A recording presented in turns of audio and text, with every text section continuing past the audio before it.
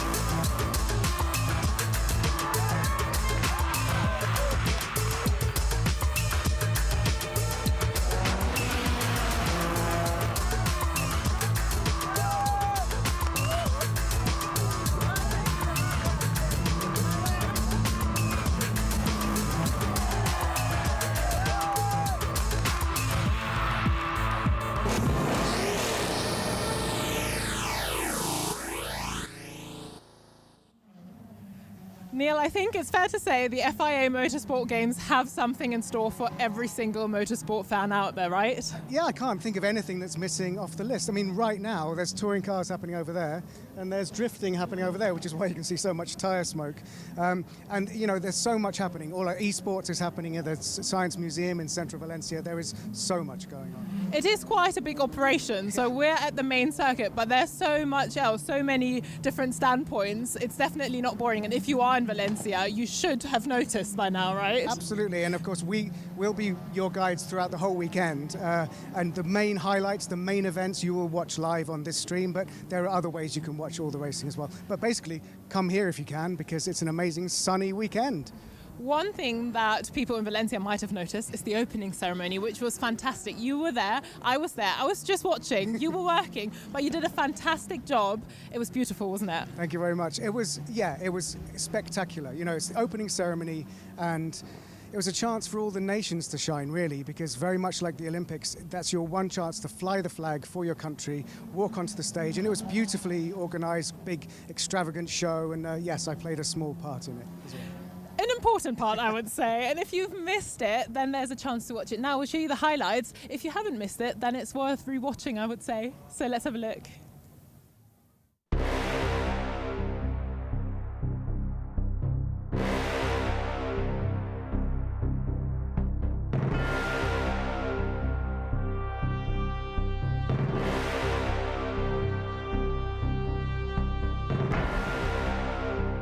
Ladies and gentlemen, welcome to Valencia.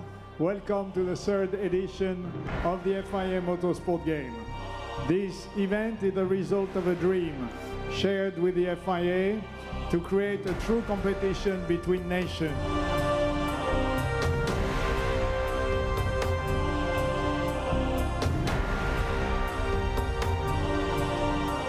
The FIA Motorsport Games is more than just a competition.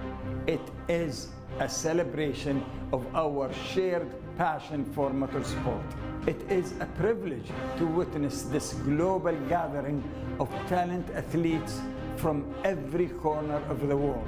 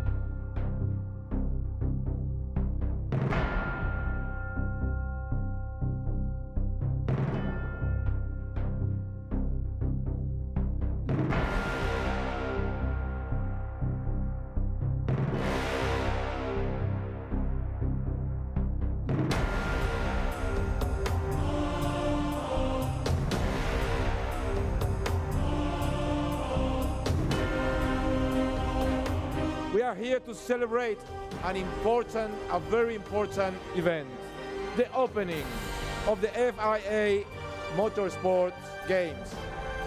The countdown for a weekend full of tests with the fastest pilots in the world starts today.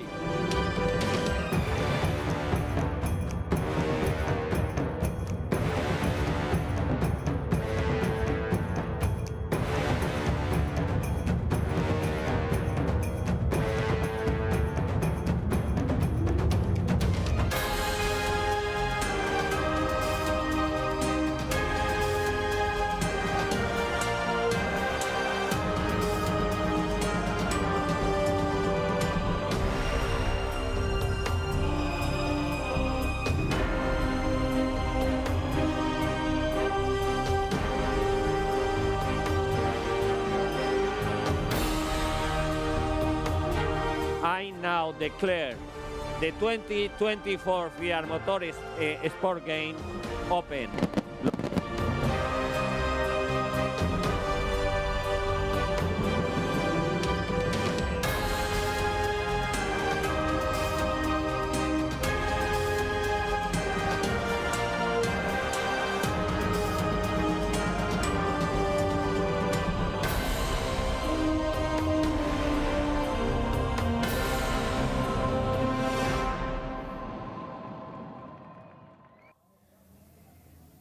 I am very excited to find out which nation will be taking home the trophy this time around.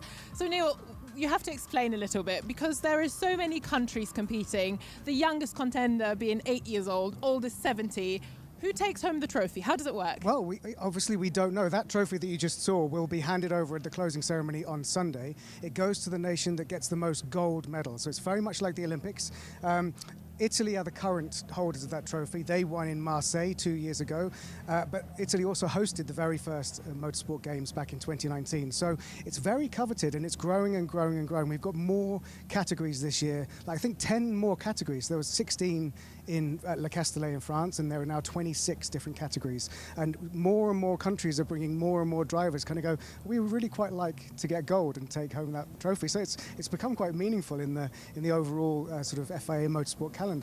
Let's talk through the categories a little bit, because they vary a lot, don't they? Yeah, one of the great things is that it's from very entry level, sort of mini karting, but also off-road equivalent of karts, which is cross karts. But you start with karting, you go drifting, there's rallying, which is on the sort of closed public roads outside of Valencia. So you've got gravel and tarmac, and also a super special stage here at the circuit. GT cars, which is what we're going to watch very soon. Esports, so sim racing in 2 categories this time. You've got Formula 4. You've got electric street, so electric cars and electric karts doing slalom tests. That's all here at the circuit. Touring cars, who have just finished their session behind us. It's basically a smorgasbord but most countries have entered athletes into at least one, if not all, of those categories. And the fun thing is that there is countries here that might not be so well known for motorsport either. It's smaller countries that are represented as well, and we've got 17 new nations joining from last time around. So it's a big variety of people, languages, flags that we see, which is fantastic. Yeah, it's really, really good. The representation of all the continents is very, very strong. Yeah, as you say, 17 new countries. And what this is doing is it kind of builds the bridges between the FIA and the individual, what are called ASNs, the FIA member clubs in every country, and more are choosing to send their drivers and their teams here. So you get some teams who maybe have a couple of kids who are competing in karting, or a couple of adults who are competing in rallying, but it just means something for them to come all this way and do it. And then some teams like Spain and Italy that have, and Germany that have, over 20 athletes. I think it's something like 700 individual drivers or athletes competing here this weekend, and all the way to esports as well. You know, even though a lot of the esports athletes will be used to being in their sim rigs at home, they've travelled here to compete together in the hall, which is in central Valencia. So that's even exciting for them to be competing in a big showpiece event, which is very popular, which I think is streaming right now online, or it certainly was earlier today because I was watching it. And we will be doing the best to cover all of that for you at home. We will jump into the live action, I would say, because it has already started, so the viewers are interested to see what's going on. We will have a little summary about GT, because this is the first sport we'll be looking at. And David Addison, our lead commentator, will take you through that GT. You can't go far at the FIA Motorsport Games without finding a GT car. And this weekend, we've got the GT event with 2 drivers per car. France won the gold medal 2 years ago at Paul Ricard. The GT and the GT sprint competitions will run to GT3 regulations. That means that it's a globally recognised discipline of car and regulation. There'll be a balance of performance to make sure that the turbos and the normally aspirated engine cars can compete equally. And of course, when you've got things like 3-litre turbo or 5.2 litre normally aspirated with anything from a V8 up to a V10 engine, it all has to be balanced pretty effectively. Then you throw into the mix 2 drivers and the differing pace as well, and pit stops and driver changes. There's going to be an awful lot to look for in the GT category. GT looks like a fan favourite and a fun one to start with, right? Yeah, definitely. And if there's one man who knows everything about GTs, it's Adders, and he'll be our lead commentator when we go there very soon. I'm excited about that, because there's, even within GTs, there's several categories, subcategories, sprint, endurance. You know, there's a lot. And you can see it on different channels. You can see it with us, obviously. Yeah. So if you're watching us now, thank you. You're very welcome. Please comment below. But wherever you are in the world, you're probably going to get some of these activities screened on actual TV. You will also be able to watch individual streams of individual categories. So, for example, the esports has its own dedicated stream. The cross cars and karting has its own dedicated stream. So, as much as we love your company, the most important thing is you can go and find on the FIA Motorsport Games YouTube channel, you can find your favourite and you can go and watch it all uninterrupted. It is really great because there is a lot going on. We've got freedom to cruise and chat about everything. You'll be teaching me a lot. I'll be asking all the questions about GT and all the other categories. But like you say, if you're into one specific sport, there's a place out there for you. You are into GT, right? Yeah, it's big for you. Yeah, it is. It's big. I mean, there's the single make class, which is the Ferraris, but then you've got the other main GT, which is, who's this? There we go, right on cue. That's the GTs. Ferrari. Yeah, so you've got Lamborghinis, you've got Aston Martin, you've got Audis. Yeah, so, that's the GTs going out, so we'll probably be joining them very soon. I think we should go there. I think it's enough chat. I want to watch it. Shall we have a look? Shall we have a look at GT with our lead commentator team? Yeah, because they know much more about it than we do. So if we want to work out... We'll stay here? Yeah. And let's join Adders. We'll stay here, you go there. The 2024 FIA Motorsport Games has had a busy Friday already, what with all the different disciplines, whether they're here at the permanent circuit, Ricardo Tormo outside Valencia, whether they're at the Aspar circuit, where karting and cross-car takes place. Even the paddock here has got drifting in it, and in the middle of Valencia City there is esports going on. But the track right now is getting noisy, it's getting busy, because GT cars are out on track, and this is the first of the two parts of qualifying. They've had two free practice sessions already today. Now it is qualifying. One driver per part, and it is the average time of those two which will determine the grid for tomorrow's qualifying race. The results of that give you the grid for the main race. The results of the main race give you the medals. So it's an important qualifying session, this, and we'll be looking at which driver, indeed which nation, comes out on top. And we've got to start with the home team, haven't you? Because for Spain, Fernando Navarrete and Jorge Cabezas are the drivers. We'll worry about lap times as this session goes on, although it's only 15 minutes, so it's pretty brief. David Addison and Joe Osborne trackside, and as I say, Joe, the road is getting busy, and in a 15-minute session you haven't got that many laps available to you, really. No, a maximum of 9 laps, and we're already down under 13 minutes, and we're not using tyre warmers here at this event, so all of these cars heading out on cold tyres, and that's why they're looking a little tentative at the moment. So I expect the first 4 to 5 minutes of the session just be getting the tyres up to temperature, then we push and we'll see what everyone has got. Now, one thing that we did see earlier on in the day was the dreaded track limit problem and people losing lap times. In fact, in free practice 2, we had people being given stop-go penalties. I think one driver, so I was being told by driving standards advisor Peter Dumbrek, transgressed 20 times, at which point that's not an error, that's taking undue liberties. So stop-go penalties will be given out. At the end of an outlap, though, some cars diving straight for the pit lane. Why is that? So I think that's because they are starting on cold tyres. They will want to come in and bleed some of the pressure out of those tyres. There's a minimum pressure, 1.4 bar, set by Pirelli for safety standards, so they can't be below that. But if they keep pushing, they'll go way over target, probably over 2 bar. So what they'll do now on the outlap, they've probably got them from 1.4 to 1.55. They can bleed 0.15 out, and their target temperature will be much happier. So a bit of a split strategy already that we're seeing across the field. So for the home team, for Team Spain, Fernando Navarrete you're looking at in the Audi R8 LMS, one of the turnkey GT3 cars. Now, there are a number of drivers within the GT disciplines this weekend in their regular car, with their regular team. There are others that are hiring a car, getting a team to run it, so there's a learning curve going on there as well. Here, for example, Chris Froggatt and James Cottingham for Team United Kingdom. It's the car that Chris Froggatt regularly races, but James Cottingham has never raced a GT3 Ferrari before. Even though the family business, DK Engineering, prepares Ferraris, in modern GT terms, this is a first. Yeah, first time in a 296. By the way, don't be alarmed with the smoke in the background there. That is drifting from our drift track, and it is just the guys having fun behind the pit lane, so it's going to catch our eye a bit. But yeah, correct, James Cottingham never driven a 296 GT3 until this morning. His initial impressions were pure love, so I think he is on for a good weekend. Chris Froggatt as well, going well. But yeah, the track limits is going to be a big problem that you said about earlier. Just the nature of the circuit, so wide, so open, so inviting as a driver to give them an excuse. Why are they going wide? They want to go fast. The faster you go, the wider you go, and eventually the track limit crops up. Just going back to that point about how much Chris Froggatt and James Cottingham go well, so well did they go down the pit lane even that both of them copped speeding fines this morning, but hopefully they'll be able to channel that in their respective sessions and get the car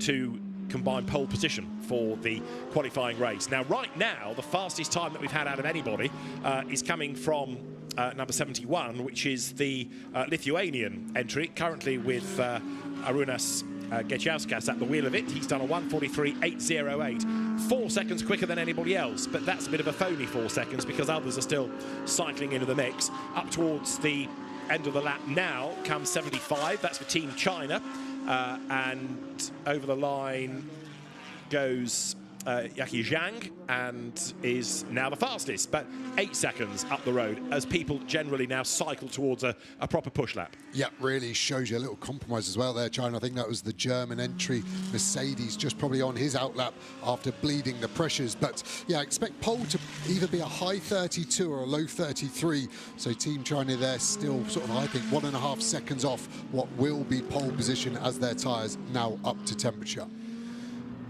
We haven't yet got a lap time out of Germany nor France, the defending gold medal holder, nor the United Kingdom. And the other one that we want a lap time from is the Ukraine entry, which has got Konstantin Gutsul at the wheel of it right now. So for the moment, it is China ahead of Spain, and then Lithuania third in the times. And we've just got 9 minutes and counting of Q1 to go. And you can see the nature of the Valencia circuit there with all the different cut-throughs. The track busy because there's going to be rally stages on it at the end of today and tomorrow and Sunday. So the circuit in all its configurations being kept very busy indeed. Now, number 8 you're looking at is the Malaysian entry, Selim Rafiq at the wheel, coming up towards the line. He's been racing in Lamborghinis this year, but in Super Trofeo Asia, not in a GT3 car. So it's a bit of a step up. Yeah, big difference. The drone shot showing us a great shot of the Malaysian flag as well on the roof of that Lamborghini. But yeah, the Trofeo car to GT3 is a big difference. So it's going to be a steep asking, especially on a track like this where you're really using the wider front tyre and able to roll the speed into these tightening corners. There's a lot at Valencia. So yeah, it's going to be a steep learning curve over the weekend for the Malaysian car there. Right, Spain over the line, and Fernando Navarrete was only 0.4 of a second back. Now he's quickest, 1:33.9, 9/10 up the road, and takes a really wide approach to turn 1. That's exactly the part of the circuit where the race director gets a little bit edgy, not only with the amount of runoff you take on the way in, but on the way out of the corner as well. And we've had an awful lot of people losing lap times through transgressing at turn 1 over the course of the day thus far. And there, walloping the curb and running out wide from, what's that, turns 8 and 9 is Navarrete, but he got away with that.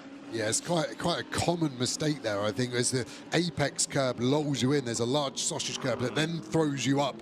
We have seen quite a lot of cars go into the barrier on exit there, so the Spain car doing well to hold onto it. But yeah, not only would that be a track limit, but that is slower to do. But going back to your turn 1 point, it's quite cool to be able to do track limits twice in one corner on entry and exit. So just remember, one track limit over the whole lap, the 14 corners, 4 kilometres here at Valencia, loses the whole lap time in qualifying. And we're seeing a few cars that still haven't set a time. France was still in the pits. They're on their out lap now. We said how short this session is, under 7 minutes remaining, and still no laps on the board for that car.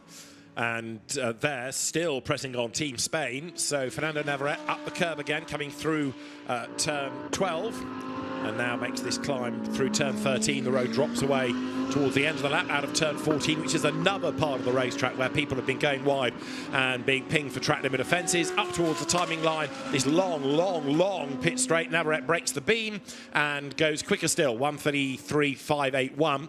So now over a second to the good. But I still think when you factor in Hubert Haupt and Eric Debard and James Cottingham, it's going to get interesting. Cottingham's first flying lap is a 1:34.6 to put him 4th fastest, as you look there at number 71, which is then up to 2nd fastest now. The Lithuanian entry, Arūnas Gečauskas at the wheel of it. Yeah, and we've seen the British car there, still purple, Sector 1 from Team Spain. So they are the fastest overall in Sector 1. Spain had purple Sector 3 as well to take the pole position lap at the moment provisionally, as we look at the United Kingdom car there coming through. Cottingham, first time in it, like we've said, still be finding his feet. They're just the differences of all of these GT3 cars just take a while. I think he's actually backed out of this lap. He was worried about catching the Malaysian Lamborghini. He's decided, actually, I'm going to give up that purple sector and just find myself a bit of space. But is he going to hold up Team Japan? I think that is, and another Ferrari catching him through turns 13. He's got to back up even more, otherwise his Malaysian problem is now a Japanese problem. Exactly so. While all that's been going on, James Cottingham has lost an earlier lap time, so he's now got nothing on the board. So this next lap, he's going to have to be really good because he's got nothing to rely on. Eric Debard and James Cottingham, France and the UK, the ones that need a lap time. Cottingham's lap has just put him 10th, and Eric Debard has not yet done a lap time. He's not had anything taken off him. It's just that he hasn't done a lap, as far as I can work out. So James Cottingham is now 10th, but this lap, and you're riding with him, has got to be good with less than 5 minutes to go. So let's ride through with Team UK. Coming into turn 4, second gear. You can see on the dashboard there, up to third, back down to second. No, he's leaving it in second, so not carrying the speed he was earlier. Coming out of here, you can see how tight and twisty and just how much these exit curbs especially want to take you out there and give you a track limit penalty. You cannot cross the white line with all 4 tyres. That's the rule. Coming through the flat out kink, turn number 7. Going to have a hard brake here. 4th gear, you see the rear of the car snap, and that's why we've gone in a little bit deep at turn 8. I think he just touched the curb on entry. That just loses us a bit of rear stability. Then the car snaps out on the brakes again here. Turn 11, late apex. It looked like he was going in too deep. That is the line. You want to get the exit speed on this short straight into 12. Careful of the apex curve. This is the large sausage curve we saw Team Spain hit and go into the gravel. Flat out through 13 and down the hill. Super hard to get your braking point here because it is downhill and never straight. The car doesn't want to stop as efficiently as it would on a nice straight flat bit of tarmac. That looked like a fairly decent lap from Cotton. Let's see where he breaks the beam. I've also seen Team Spain have lost their fastest lap, so their provisional pole position has gone. That 33.5 that they did is actually, they've gone all the way down where they now T6. So track limits are a hot issue here. James Cottingham second, and at the end of this lap he's going to encounter traffic, so James Cottingham getting himself up to the pointy end. There's more to come from Team Germany. Hubert Haupt, here he is, up towards the line, and Patron goes quickest then, so Mercedes number 4 for Team Germany, 1:33.1. News buzzing around the paddock that for next season the Haupt Racing team is going to be running Ford Mustangs, and a full GT World Challenge Europe programme is on the cards, and that's going to be something to savour. Hubert Haupt, who these days is a very successful, wealthy real estate dealer, but go back to the early 1990s, factory Audi driver, raced in single-seaters in America, and still a very, very quick racing driver, even if he drives a desk more than a car these days. But it's his team, and he does as much racing as he can, and this is the dark horse, I reckon. Team Switzerland, it is Dexter Müller and Yannick Mettler as the 2 drivers. Dexter Müller is behind the wheel at the moment, and it's an interesting livery the car has got, but it works well. Dexter Müller, very experienced in terms of GT racing, both in GT classes and in the Le Mans Cup against prototypes. Hubert Haupt is going quicker still, but Müller 9th is going to be an improver as well. Yeah, the good thing with Müller and Mettler is they've been teammates for the past 3 seasons as well, so they know each other very well, and with the SPS team that run a very fast Mercedes, so I think they're probably the overall package that you'd look to for race wins, just purely on how much they've done together. A lot of nations obviously bringing drivers together for the first time, so always hard as a driver to just get on with a new teammate, agree on the car setup, even the run plan. There can be some friction, which is always fun with your teammate. You're always trying to be polite, but sometimes that goes out the window when you're a selfish racing driver. Is how on a lap, purple sector 1, slightly slower in 2, but not by much. Chance to improve there, and he does into the 32s. That's where I thought pole would be. And there's his co-driver Finn Wiebelhaus looking on, the 18-year-old German, who is another very quick driver. So Germany, I think we've got a decent chance in this. For the home team, for Team Spain, down to 8th now is Navarrete, so he comes out of turn 14. He'll get one more lap out of this before the flag, but he will take the flag at the end of the next lap. And he's up to second. Good effort then by Fernando Navarrete, 1:33.4.6, and then he's got the lap time taken off him. So cancellation of lap time, track limit offences. So it's like the snakes and ladders game, isn't it? You go up, you go down. Yeah, as we see the Malaysian car parking up for the session, they're not going to get back out, so they're currently in 12th position, so not sure if a problem there. They're deciding to save the tyres a little bit. There's only 4 sets of tyres for the whole weekend for this race, so the teams are sort of split on strategy. Some teams talking about only using 1 set of tyres for the whole of qualifying, so it'll be interesting to see if they take those tyres off and put a fresh set of Pirellis on for the second driver. And for Malaysia, it'll be Weron Tan who will be the second driver. Hubert Haupt, in the meantime, is still going for it. He's done another absolute best in the first sector, a little bit down in the second, but he's still pushing on, and that's the car that is second in the times as well for Lithuania. So Gečauskas up through turn 13, also going for it, and should be an improver. The margin is 0.8 of a second betwixt the two. So Hubert Haupt is going to escape and get one more lap out of it. He's done a 1:32.733. He's gone quicker again. And Gečauskas takes the checkered flag, and he does a 33.399. So he's brought the gap down by 0.2. Yeah, what a session from Hubert Howe there. 6/10 clear is really, really strong. And let's remember, this is an average combined qualifying. So Q2, these times will get added together, and that gives us our grid for tomorrow's qualifying race. So that big gap has really handed Germany a huge advantage in that sense. And 7th fast, this is where you find Lithuania. So coming up to take the flag, Konstantin Gutsul. As 2 years ago, if you think back to Paul Ricard, when we were having the Motorsport Games in Marseille, there was a huge amount of support for Team Ukraine. No doubt it will be the same again this weekend, and it's great to have them here. Great to see the competitiveness, and it's a lap aboard it as into the pit lane comes Gutsul. That just buys them a little bit more time, doesn't it, to do that driver change. The clock obviously stops at the end of Q1. There is a break, but you'd like as much time as possible to do anything to the car, impart data to driver, and get the incoming driver just comfortable in the car, I guess. Yeah, and even a chance to make a couple of quick setup changes, roll bars, damper clicks, even ride height. So, yeah, if you can give it to the team, then you might as well, as we see both Japan and China box as well. And you can see how late the pit speed starts. It's still coming here. So the drivers are practicing for tomorrow's race, where we do have a pit stop. Obviously, the quicker you come in, the less time lost is a positive. Down the pit lane, past the podium. And then they'll return to their teams. The pit garage is, of course, being used by the GT teams and by Formula 4, the touring cars and the one-make GT teams in the paddock. And obviously they will camp in the pit road. There is James Cottingham. So in the end, 4th. He's still on a lap, but he is not looking quick. So I think this is purely an in-lap, but he has stayed out to the checkered flag. But he had to, given that so many lap times were being taken off him. Yeah, and they did the strategy, didn't they, where they did an out lap, came in, bled pressures, and then went out again. So they only had 10 minutes of the 15-minute session to set a lap time. And when you're losing 90 seconds every time you do a track limit, you can see suddenly you didn't optimise your performance. But talking about optimised performance, that is exactly what Team Germany did in that session. And just to make the point that the regulations for the GT discipline allow you to have a bronze and a silver, or if you want 2 bronzes, but definitely not 2 silvers. So ideally, it's a sort of pro-am format, but silver and bronze, the maximum driver grading you can have. Yeah, and every team using that, apart from Japan, who have got 2 bronzes. So it'll be interesting to see in Q2 if Wakasaki can be somewhere in the mix of the silvers. He's almost got no fear there. He's the only bronze. So everyone would expect him to be towards the rear, because that is what his grading alludes to. But he'll may have a nice attitude where he's got nothing to lose.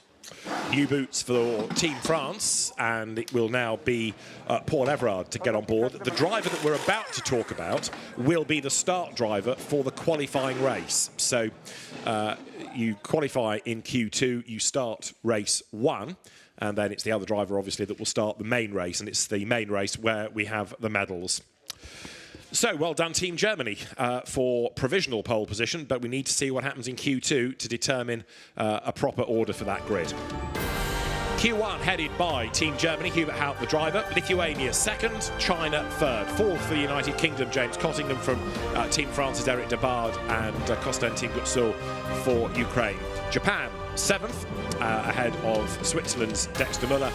Home team Spain 9th from Qatar, Chinese Taipei and Malaysia, rounding out the 12. Now though, the driver on the right of that graphic will take over, and you'll add his time to the driver that's just been out on track and get the average for the grid for the qualifying race for GT.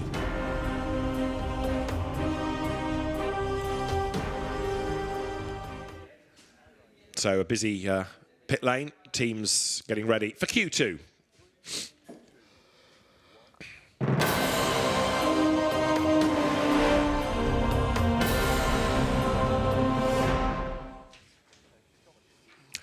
Q1 for the GT discipline at the 2024 FIA Motorsport Games began with Team Spain looking rapid as Fernando Navarrete was out on track and was quick early on, but then others started to get into their cycle and depose him, and he also lost laps through track limit offences as well, and that inevitably was a big factor within the session.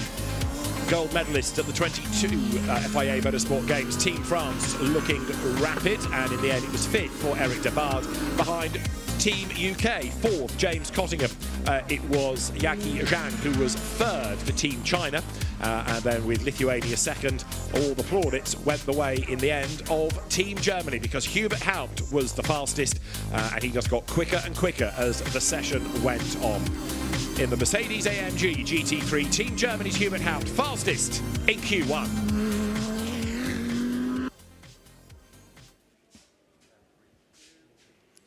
So drivers getting themselves ready for Q2. 15 minutes on the clock once more. One or two surprises maybe. Switzerland, I thought, could have been a bit quicker in that opening session, but it's where they are on the grid. It's what the average is going to be that will determine. One or two cars yet to be ready. Look, wheels not yet on Team China, but you don't necessarily have to be out right at the very start. And even though it's a smaller grid, it's, again, important to get some clear track space.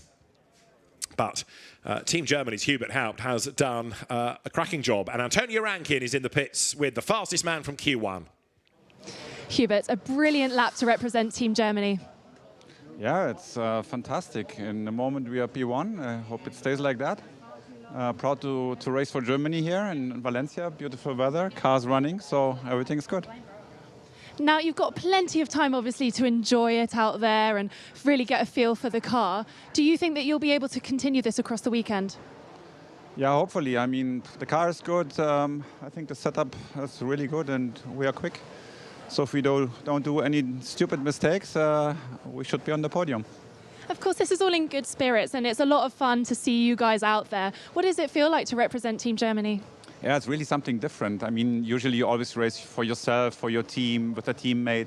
But to race for Germany is a special honor. It's something special. Especially a team with so much history in motorsports and as a country, a real center of the world for that kind of thing. Do you feel that that carries with you today? You always have a certain push. I mean, there's so many amazing race drivers coming from Germany. There's so many titles won from Germany drivers. So yeah, it's an honor, but on the other side also it gives you some more adrenaline not to do anything stupid. Well, you've been doing great so far. Thank you very much. Thank you. So a happy Hubert Haupt, fastest thus far. And as we've been making the point during that first part of the qualifying period, a huge amount of experience. He had quite a few years off from racing to go and build up businesses after his, if you like, professional career stopped. But as an AM plus, he's not really an AM, it's unfair to call him that, but he's a very, very accomplished, experienced and quick driver. And he makes a valid point about representing his country. Yeah, okay, this might not be part of the championship, but that's not to say that people aren't taking this seriously. They're all here to win. Yeah, and you're right, he's probably one of the shiniest bronze drivers we have. These driver grading, so important to keep GT racing fair. The FIA deciding each year on what grading, but he is definitely at the top of his game, and hence why he was on pole position by 6/10. But yeah, to represent your country, to have that sort of patriotism, to really bring it home, must add more pressure than performance would be my only sight on that. Now, Finn Wiebelhaus, who will take over, has been racing for the Haupt team in the ADAC GT Masters this year, and he is going to be the incoming driver. So it's, without being ageist about it, the sort of old master in Hubert Haupt, the young gun in Finn Wiebelhaus, and he will drive for Team Germany in the single driver GT Sprint on Sunday. We'll worry about that in a couple of days' time, but that's another of the disciplines at the FIA Motorsport Games this year. Wiebelhaus has been a very rapid driver all season. He's been racing in the GT Winter Series as well, but it's going to be fascinating to see how he shapes up against one or two other drivers with huge amounts of experience like Yannick Mettler, Paul Everard and Chris Froggatt. Yeah, and I think the line in the sand that Haupt was put there as a 32.9 benchmark lap time. I don't think there's going to be more than a second between the silver driver and the bronze driver in that Team Germany car. Such a good job Hubert Haupt did there. Now, we're almost ready for Q2. Before we do that, though, let's hear from Fernando Navarrete, because he is representing Team Spain. He's been out on track and he's now with Antonia. Fernando, first of all, a home race today, a really lovely weekend for you, and you do seem to have good pace. Yeah, I think I do a good lap, but another time the track limits is horrible for me. I have not the total control to the car because it's my first time with Audi, and we will see in the race. I expect to do better. It seems to be a really nice occasion to try a new car and try new machinery. How have you found the R8 so far? Well, it's new for me. No, I don't make tests. I don't make tests nothing. But it's an incredible opportunity for me to be in Spain, my country, my home, and for sure I try to push hard in the race. Best of luck. Thank you. Thank you.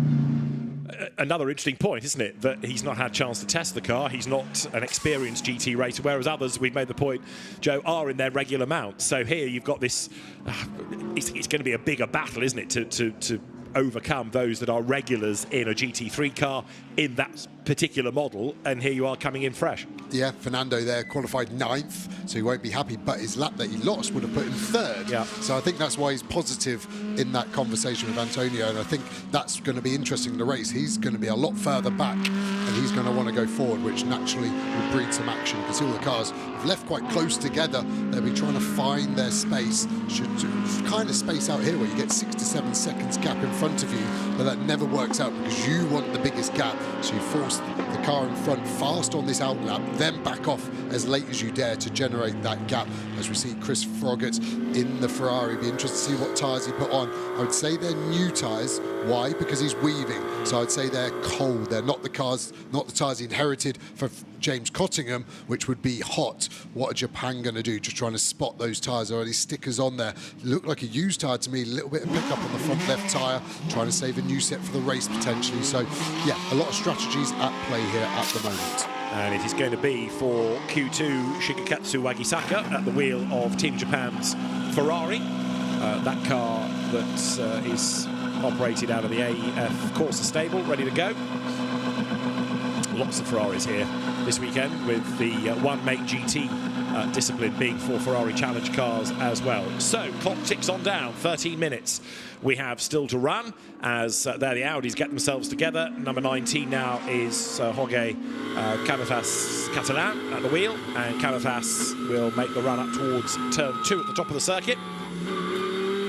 But the two Audis of it's Team China ahead, then Team Spain behind, trying to make sure they've got clear track space. It's good for China at the minute.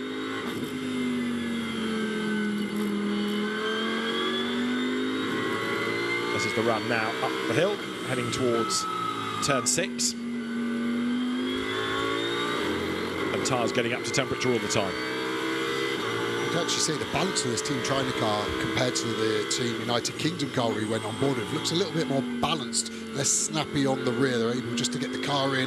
As I say, there's a big snap of oversteer as he gets on the throttle. So Team Spain there, Audi, just on the brakes there, just trying to see the dynamics of these cars, the strengths and weaknesses, all worked out equally with the balance of performance, trying to make these cars do exactly the same lap time, but they will have different strengths and weaknesses a little bit at each point. So yeah, maybe the Audi not riding the curbs quite as well as that Ferrari, but does seem a little bit more stable, especially on corner entry. So right now, Jorge Cabezas is going to offer up the first target time. It'll be the quick S, but it's not necessarily going to stay as others get faster. Tyres get up to temperature, and Fernando Navarrete's crash helmet attests. He's now going to be standing watching, and Cabezas goes through. That Audi being run by the Attempto team. In the background, you could see Arkin Arca, the man behind the Attempto racing squad. So familiar teams, even if it's for them unfamiliar drivers, but there's a squad that knows all about running a GT3 Audi. Yeah, they've won races across the globe, haven't they? So yeah, it's sometimes interesting to see which team chooses which country and pairs up that way, because they're the best GT teams in the world here, running cars for many different nations as well. As we see Chinese Taipei in that Mercedes, makes such a nice grumble, that V8 pulling through the gears, a little bit wide off the apex curb at T3 there. You can really launch the car across the inside and stay legal on track limits, which is quite a novel idea for some of these drivers in this session at the moment. Kicking up a bit of dust from the apex at turn 5. Got to get back over, try and get it straight as you chicane for the brake zone into T6. Then this long back straight. I think this will be a flashpoint in the race for overtaking, not through this kink here at 7, but the brake zone now into 8. Cars trying to stay wide to open it up, which will naturally leave the door open. I think it's going to be a bit of side-to-side contact there, and then it's dependent on how fair they are of who keeps the position after turn 8. And up to the top of the times for Team Malaysia has gone Weiron Tan, the former GT4 Super Cup Asia champion. Now Kang Ling for Team China goes fastest in his Audi, one-time European Formula 3 championship racer. And for Lithuania across the line now goes Jonas Karklis, and he will go quickest, 1:33.739, a 10th up the road. This at the moment has the makings of being the more competitive part of the entry, doesn't it, with these drivers trading tenths rather than full seconds. Others have yet to go. For the Ukraine, it is Ivan Pelkin at the wheel.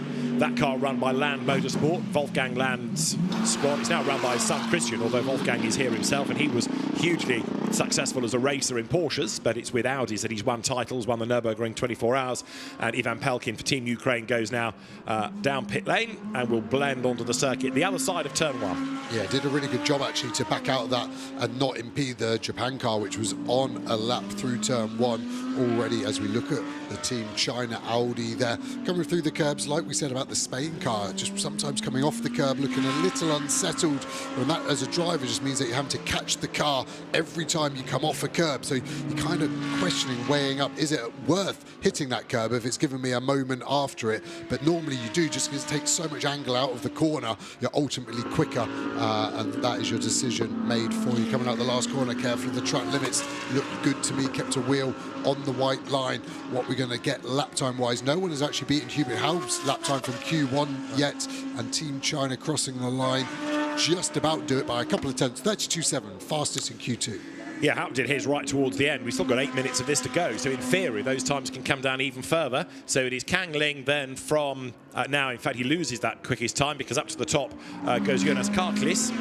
Interestingly, we've got far fewer track limit warnings and cancellations of laps in Q2 than we had in Q1. Big lose from Lithuania there, getting up the curb.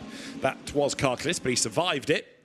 And has he had a lap time taken off him? He was, I thought, the quickest, but it's gone back to being Kang Ling once more. Meanwhile, it is China, Lithuania, Spain, the top 3, Japan 4th, Team Malaysia 5th, and then Chinese Taipei rounding out the top 6. But sort of aping what we saw in Q1, still plenty of nations that have yet to do a first flying lap.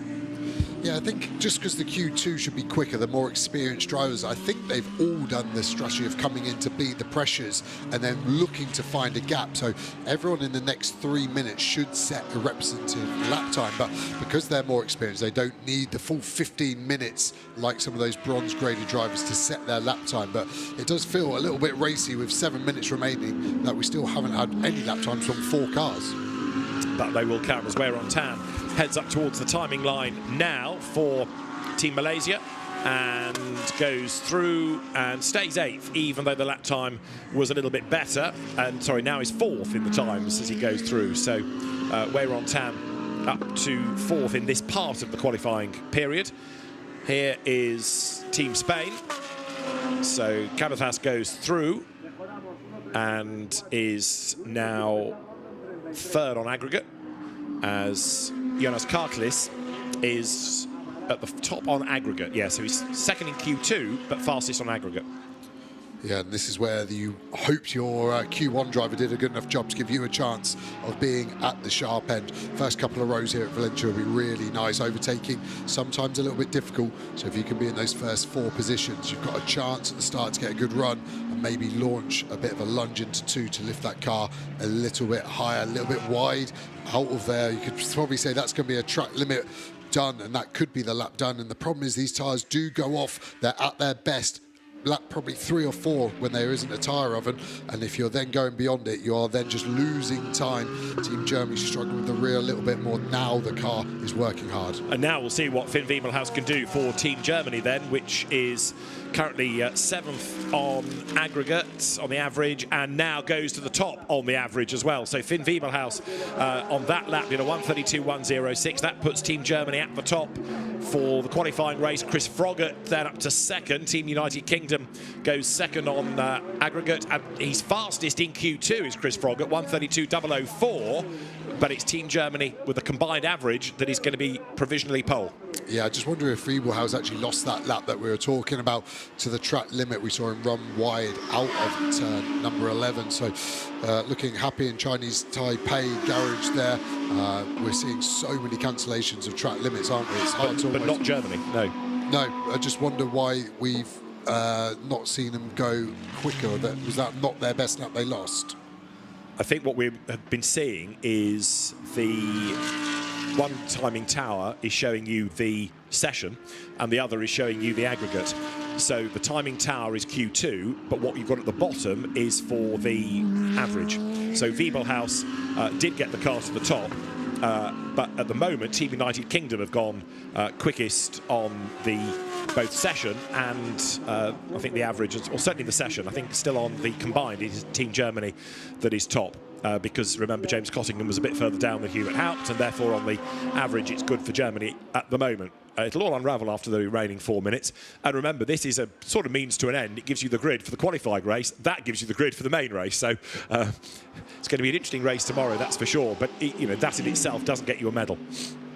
Yeah, we see Friebelhaus actually improved to a 31.9, so he's now a second quicker than his teammate Hubert Haupt, like we thought he would be. But he only obviously needs to be within 6/10 of any car to be combined pole. Such was Haupt's job, as we see Team France running wide. I feel like I'm dobbing everyone in for track limits, but it is in front of us, and obviously all the stewards here able to see it, and then we really cement our case for a track limits on this lap coming out of turn number 6. So this is Paul Everard, who we know is very rapid indeed from his time spent in the GT World Challenge Europe, and Paul Everard then comes now down to the completion of a lap. He had done a personal best early on. There's nothing yet on the timing screen to say that this lap's going to be taken off him, but even if it's not, it's a little bit scrappy, and you would wonder whether it's going to be a significant improvement.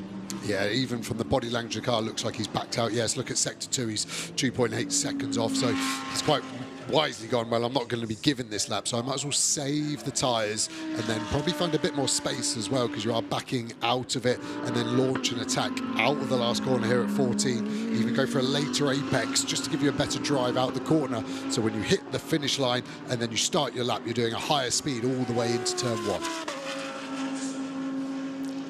So Paul Everard goes through, and there, looking rapid, number 54, this is Team Switzerland, Yannick Mettler, coming up towards the timing line now. Mettler has done a personal best, an absolute best, and as he comes up towards the timing line, let's see, still stays 7th on aggregate, but goes 3rd in Q2. Yeah, he was actually getting a tow from the other Mercedes of Friebelhaus in front, and his lap time was less than a tenth of a second behind. We're seeing some pretty tight gaps here. The first 3 all covered by 500. So Friebelhaus and Froggatt from Mettler all within half a tenth. Yeah. Shows you how close it's going to be and how good the race is going to be tomorrow as well. Yeah, and Paul Everard is only another tenth back on that, so he is looking rapid too. Kang Ling is 5th, and he's adapted. There is Team China in the pit lane, but Kang Ling perhaps didn't really sparkle as a single-seater driver, but in recent years he's developed into a very good GT driver in Asia, and was rapid around the streets of Macau last year, for example. 6th behind him, it is Ivan Peklin from Team Ukraine. So Peklin is next, and the session has got just about a lap time and change remaining. So 1 or 2 can squeeze another lap out of it, if the tyres are willing. Yeah, exactly, and I think that's what we're seeing, people pitting now. Then again, they're looking at saving these tyres for the race. Every lap you take off is 4 kilometres less on the tyre. That might be the difference if you're trying to overtake someone in the race tomorrow. Still looks like Friebelhaus is pushing hard. This lap at the moment is good enough to potentially improve. It's all about Sector 3 here. When you add up the first 2 sectors, getting a bit of a slipstream off Qatar in front in the Porsche as he crosses the line. Can he beat a 31.9? Is it going to be close? Just about. Look at that for consistency. Purple Sector 3, he just about improves his time. And here comes Mettler over the line. Disappointing though that, because it started off nicely, but slower in sectors 2 and 3. So Team Switzerland are 3rd in this part of qualifying, and a big lose for Ivan Peklin, rattling it over the curb, coming through turn 12 for Team Ukraine, but he survived the moment. Yeah, huge snap of oversteer. Again, saying about the Audi not looking happy off the curb. I think Peckling then did a mega job to catch that. That would have been a full 180 degrees of opposite lock on the steering wheel. So good save from Team Ukraine there. Chinese Taipei, pushing on into turn 12. We talk about characteristics of cars. The Mercedes curb riding attributes are probably the best. So if you see that car smashing the curbs around this lap, don't be surprised, because the car takes it so well. Chinese Taipei then coming up towards the end of the lap, and for the nation it is Yang Lao at the wheel. Checkered flag will greet him, and Yang Lao, Peter Yang, goes through 11th on aggregate, and we've just had an improvement as well from Team France, I think, as Paul Everard went by. Now, we haven't seen much of Porsche in the session, but for Team Qatar, Ghanem Salah Al Mahid is at the wheel of the Qatari entry. Looks great in that colour scheme. Yeah, beautiful, and the sound of it as well. The flat 6 coming out of turn 14 there, screaming all the way down. Going to break the beam for one final time in this session. Can he improve? Not quite, but it was close to his best. An average of a 1:35.0 is going to see them line up 10th tomorrow in our qualifying race. So Al Mahid goes through 11th in this part of the session, 10th on aggregate. So Finn Wiebelhaus fastest in Q2, but it's the combined average we need to be looking at that will determine the grid. But the good thing about that session, we've seen it's going to be competitive. Drivers have had yet more track time, and if they're new to the car and the circuit, which of course is the other leveler in all of this, they've done a bit more learning, and people have got through without any dramas and any damage, which is good to see. Yeah, but I'm also interested to see how lively the cars are, so I think it's going to breed good racing, because the drivers aren't having it easy, relatively low grip out there, some of the drivers complaining about. So whenever that's like that, it means it's harder for the drivers, which gives us more action. You see the cars being waved back into the paddock, technically running like reverse garages here. The cars are actually facing out the back of the garages to allow better fan access to be able to see all these beautiful cars and hard-working teams. Yeah, it's something that we trialled in the very first FIA Motorsport Games at Vallelunga, and other championships have used that for the fans in domestic events. But the paddock here, particularly tomorrow and Sunday, when people aren't at work, is going to be very, very busy indeed, given that there's a lot to see. There is the ASN village, there's the merchandise area, and the drifting has its own track within the paddock. There's enough space to give the drifters plenty of room. And in turn, they respond with plenty of smoke, and that's been the busiest area today. There's also the service park for the rally competition. That comes to the track later on this evening. It's out on the stages around Valencia at the moment, but it is all a very, very busy paddock indeed around the Circuit Ricardo Tormo. So some of the cars, I mean, Joe's touched on, they're going to their garages. Some have to go to scrutineering as well, and their garage will be accommodating the cars very shortly. Others still making their way into the pit lane. And as far as the GT discipline is concerned, they will have the qualifying race tomorrow. We'll be on air for that at 10:50 local time, and it's a 60-minute race with the mandatory pit stop between 25 and 35 minutes, and that determines the grid for the main race, which will be later on in the day, around about 4:30. So the GT teams have both races tomorrow, and some of the cars are going to be used again on Sunday in the GT sprint competition, where, for example, Finn Wiebelhaus will represent Team Germany once more. So drivers down the pit lane at the end of Q2 for the GT cars. So this is how we look at the end of Q2. This is the session lap times, with Germany the fastest from the United Kingdom, and then Team Lithuania third. It's China fourth ahead of Team Ukraine, France sixth, then Team Switzerland ahead of Team Japan, Team Spain, Qatar 10th on the combined average, Chinese Taipei 11th, and it's Malaysia then at the foot of the times. But Hubert Haupt, along with Finn Wiebelhaus, doing the times for Team Germany, and the aggregate giving you 0.6 of a second as the margin between Team Germany and Team United Kingdom. but it's going to be a really interesting first race, that is for sure. And it will be Wiebelhaus, Froggatt, Karklis, Ling, Pecklin, that second listed driver who will be the start driver. So those are the guys that are going to go toe-to-toe over the first 25 minutes or so of the race. So Team Germany takes the provisional pole position then, after, in fairness, both drivers topped their respective parts of the session. And the FIA Motorsport Games flags up and down the pit lane, up and down the paddock, where drivers will be returning to their teams and making sure that the cars are good for tomorrow, having a look at the data, trying to find in some cases where they can find more time if they're new to the car, as you've been hearing from the likes of Fernando Navarrete, new to the circuit as well. For many, there's an awful lot to learn, whereas some do have the experience of the car, the track, the team they're working with. And GT, along with GT Sprint, along with the one make, single make GT concept, joining Formula 4 and touring cars this weekend as the circuit race element, but a very busy FIA Motorsport Games this year with so many different disciplines.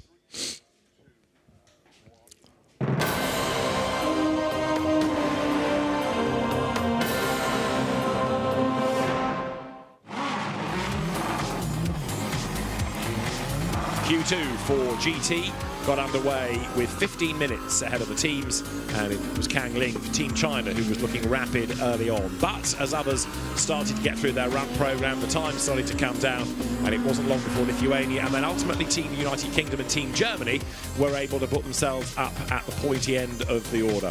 Paul Evrard, the Team France, had a lap spoilt by one or two moments of running wide. Yannick Meckler, in the meantime, for Team Switzerland, was still pressing on as well and getting himself up to third in Q2. Second, though, will be Team United Kingdom. Chris Froggatt doing the driving duties, but following the good effort of Hubert Haupt in Q1, his co-driver Finn Wiebelhaus topped the times in Q2 and gave provisional pole position in the GT discipline to Team Germany.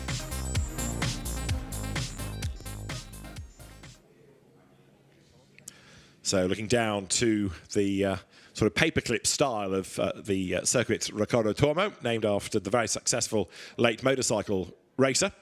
But with Finn Wiebelhaus taking the top time in Q2, there's an awful lot to celebrate for Team Germany, and Antonia Rankin is with them. That was absolutely fantastic, guys. What a brilliant job you both did. Fantastic. P1, that's the best start for the race, and we are racing for Germany. That's great. Yeah, Hubert did an amazing job in quali 1, putting it on pole, and I just copy-pasted, and yeah, it was a good job. Well done, thank you. Germany then the fastest in the GT discipline, and a great job done. It's an experienced team, drivers who know the car as well, but even so they had to deliver, and they delivered in style. Hubert Haupt and Finn Wiebelhaus then for Team Germany take pole position for the GT discipline. They will have their 2 races on Saturday here at the FIA Motorsport Games, with the qualifying race and the main race on which the medals will be decided. Well done, Team Germany. Very well done. I, as a German, I'm very happy about that result. Gut gemacht. Weiter so. Das mögen wir sehen. Anyways, back to English.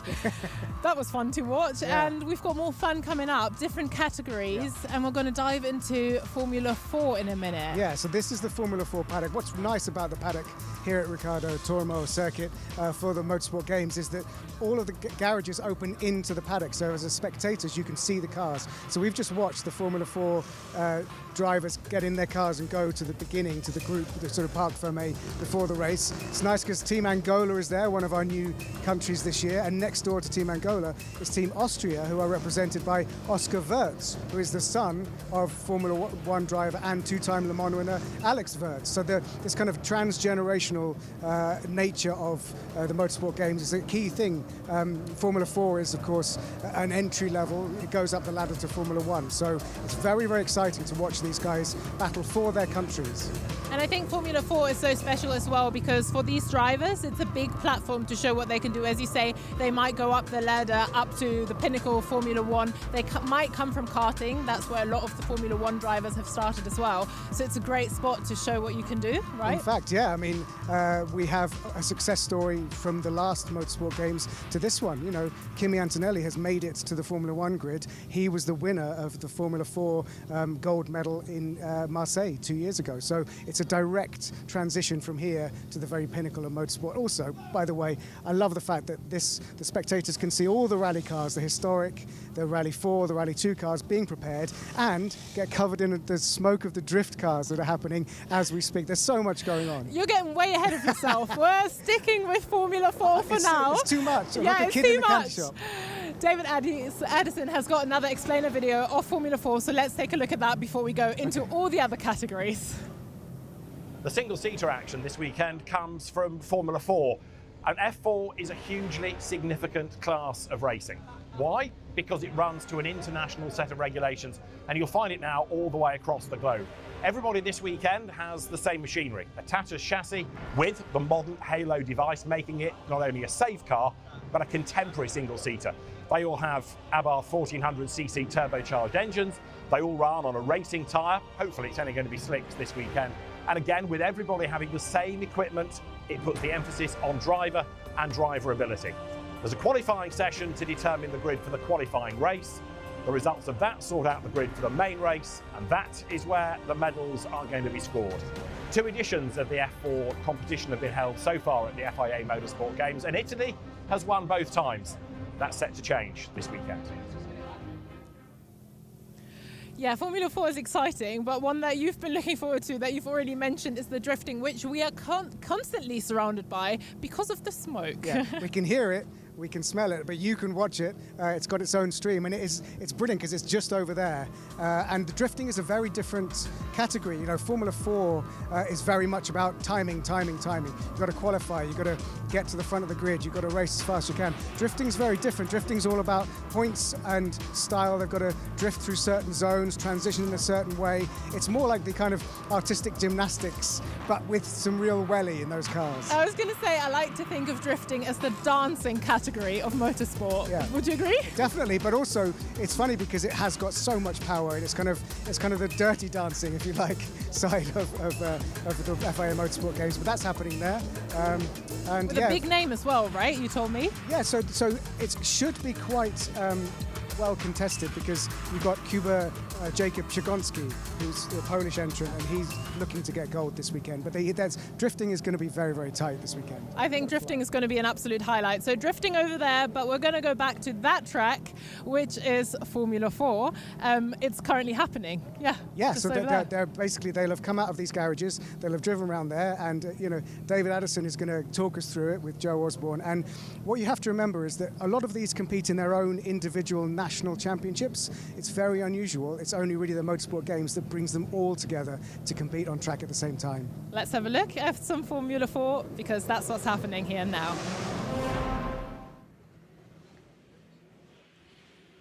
The dominant nation in the Formula 4 discipline at the FIA Motorsport Games over the years has been Italy. Winners in 2019, winners in 2022. It could well be a different nation at the very top this year. And this is the second free practice session for the F4 discipline. Everybody in the same type of Tatuus chassis with an Abarth 1400cc turbo engine. The cars all run by Spanish teams from the Spanish F4 Championship, and it is one of the best grids of the weekend, and it's going to be absolutely fascinating to see who comes out on top, because there are some drivers with quite a bit of single-seater experience and some less so, but quite a lot of champions, whether it's been from karting or single-seaters, mixed amongst them. David Addison, Joe Osborne trackside, and as you look at the cars queuing up ready to get themselves out on track, this is the second free practice period. Earlier on in the day it was Team Greece topping the times of Philippe Armand Carras, but they get 45 minutes for these free practice sessions, so you can learn a lot. Yeah, I mean, it's a long time in an F4 car when you think about how long their races are. So they typically will split this into 3 15-minute runs with gaps in between, do some setup changes, do some driver coaching. Obviously, they're at the start of their single-seater career in F4, so the driver coaches will be downloading the data in the video and giving them improvements to do on the fly in the session to go and find some more time. The top 11 in free practice 1 covered less than a second between them, so very tight already. And we saw Team Greece clear from Spain, from Israel, Portugal, Peru, Australia, Sri Lanka, United Kingdom, Serbia and Brazil. So a real nice mixture of historically strong in motorsport games teams and some new ones in the mix as well. So at the moment, very hard to call after one 45-minute session. Let's see how it looks after this second one. And they will have a 25-minute qualifying race and then a 30-minute main race for the medals. So the drivers with, as we made the point, lots of track time available. The final circuit race discipline of Friday at the FIA Motorsport Games before the circuit becomes a rally stage. We've already got drivers under investigation for, in the case of the driver of Team Israel's entry, Ariel Alkin, crossing the white line at pit exit. So that's going to be looked at by the stewards, who had an awful lot to look at with the dreaded track limit issue in free practice 1. We had a look, Joe and I, just at where the corners were that people were transgressing, and it was mainly turn 1 and turn 14. And we knew that because at the end of page 3 of all of the lap time deletions, it was still telling us turn 1 and turn 14. But the fact that it was 3 pages long illustrated just how many people were doing it. Yeah, really, really difficult here at Valencia, the track limits, because it is so wide and open. You can see that shot there.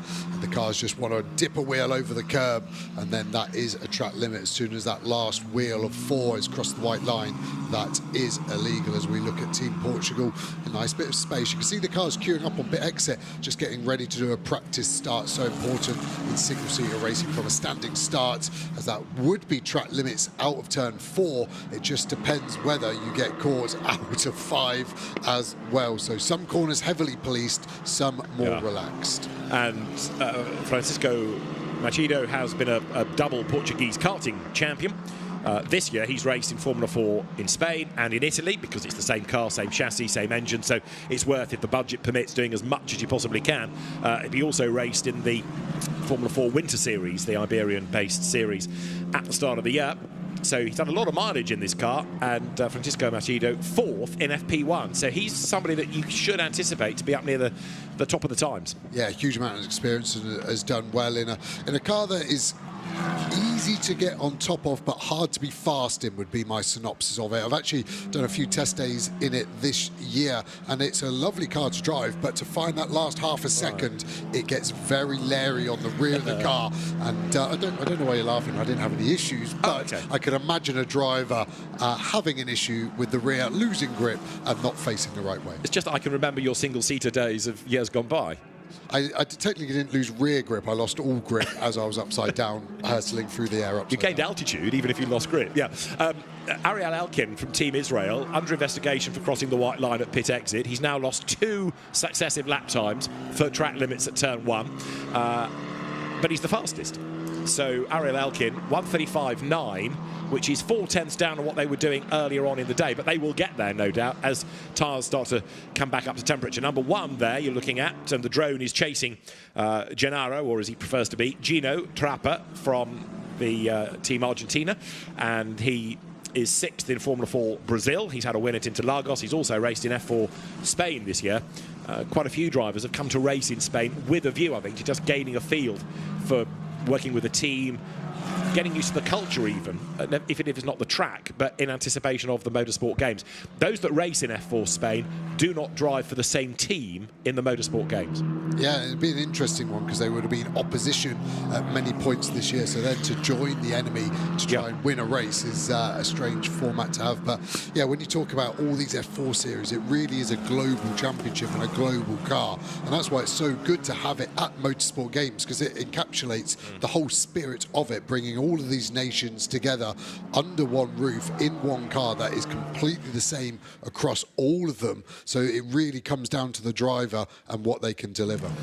And it was also the category that was able to keep the Macau Grand Prix going for a couple of seasons, because there was a strong F4 category in the region, and that, while people couldn't really travel, was able to fill that void. Number 14 rattling over the curb for Hong Kong, China, is Keishun Liu, but he survived the moment and heads up towards the timing line now.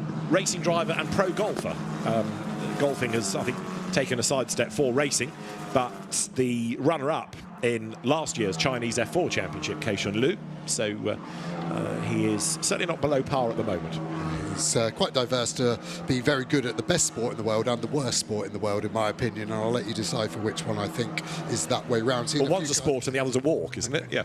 See a big slide out of 12, then hitting the exit cable, front wheels in the air there, so luckily it came down straight, and you're seeing a lot of cars locking up actually into 14, the next corner that he was making his way to. Very easy downhill just to lock the inside left there, and again running wide. You see the amount of dust as well. Yeah, an awful lot of that has been dragged onto the circuit, so he survived it, as we see now for Team Norway, Olav Var, who has won the Nordic-based Formula Basic single-seater championship, sort of sub-F4 level. He's won the Norwegian Championship, the Norwegian Cup this year. He's also been racing in Porsches. So Olav Var thinking perhaps about which way the career might go. You know, he'd like to stay single-seaters, but if that doesn't work, well, I've got some GT knowledge through Porsche Cup. So Olav Var could be another dark horse this weekend, although in the earlier free practice session, the Norwegian was only 21st, so there's a bit of time to find.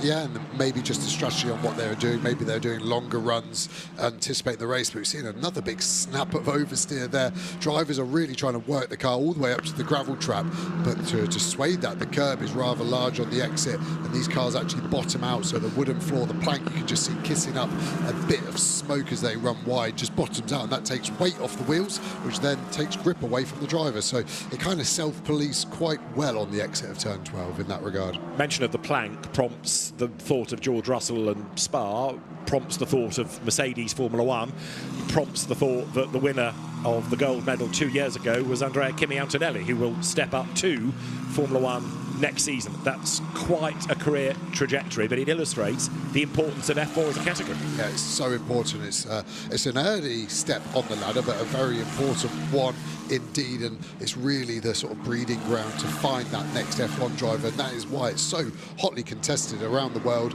at all times, because everyone is trying to vie to be the best in F4. Although it sounds a long way from F1, if you're a winner in F4, you are on a very good path to make it all the way like Antonelli has.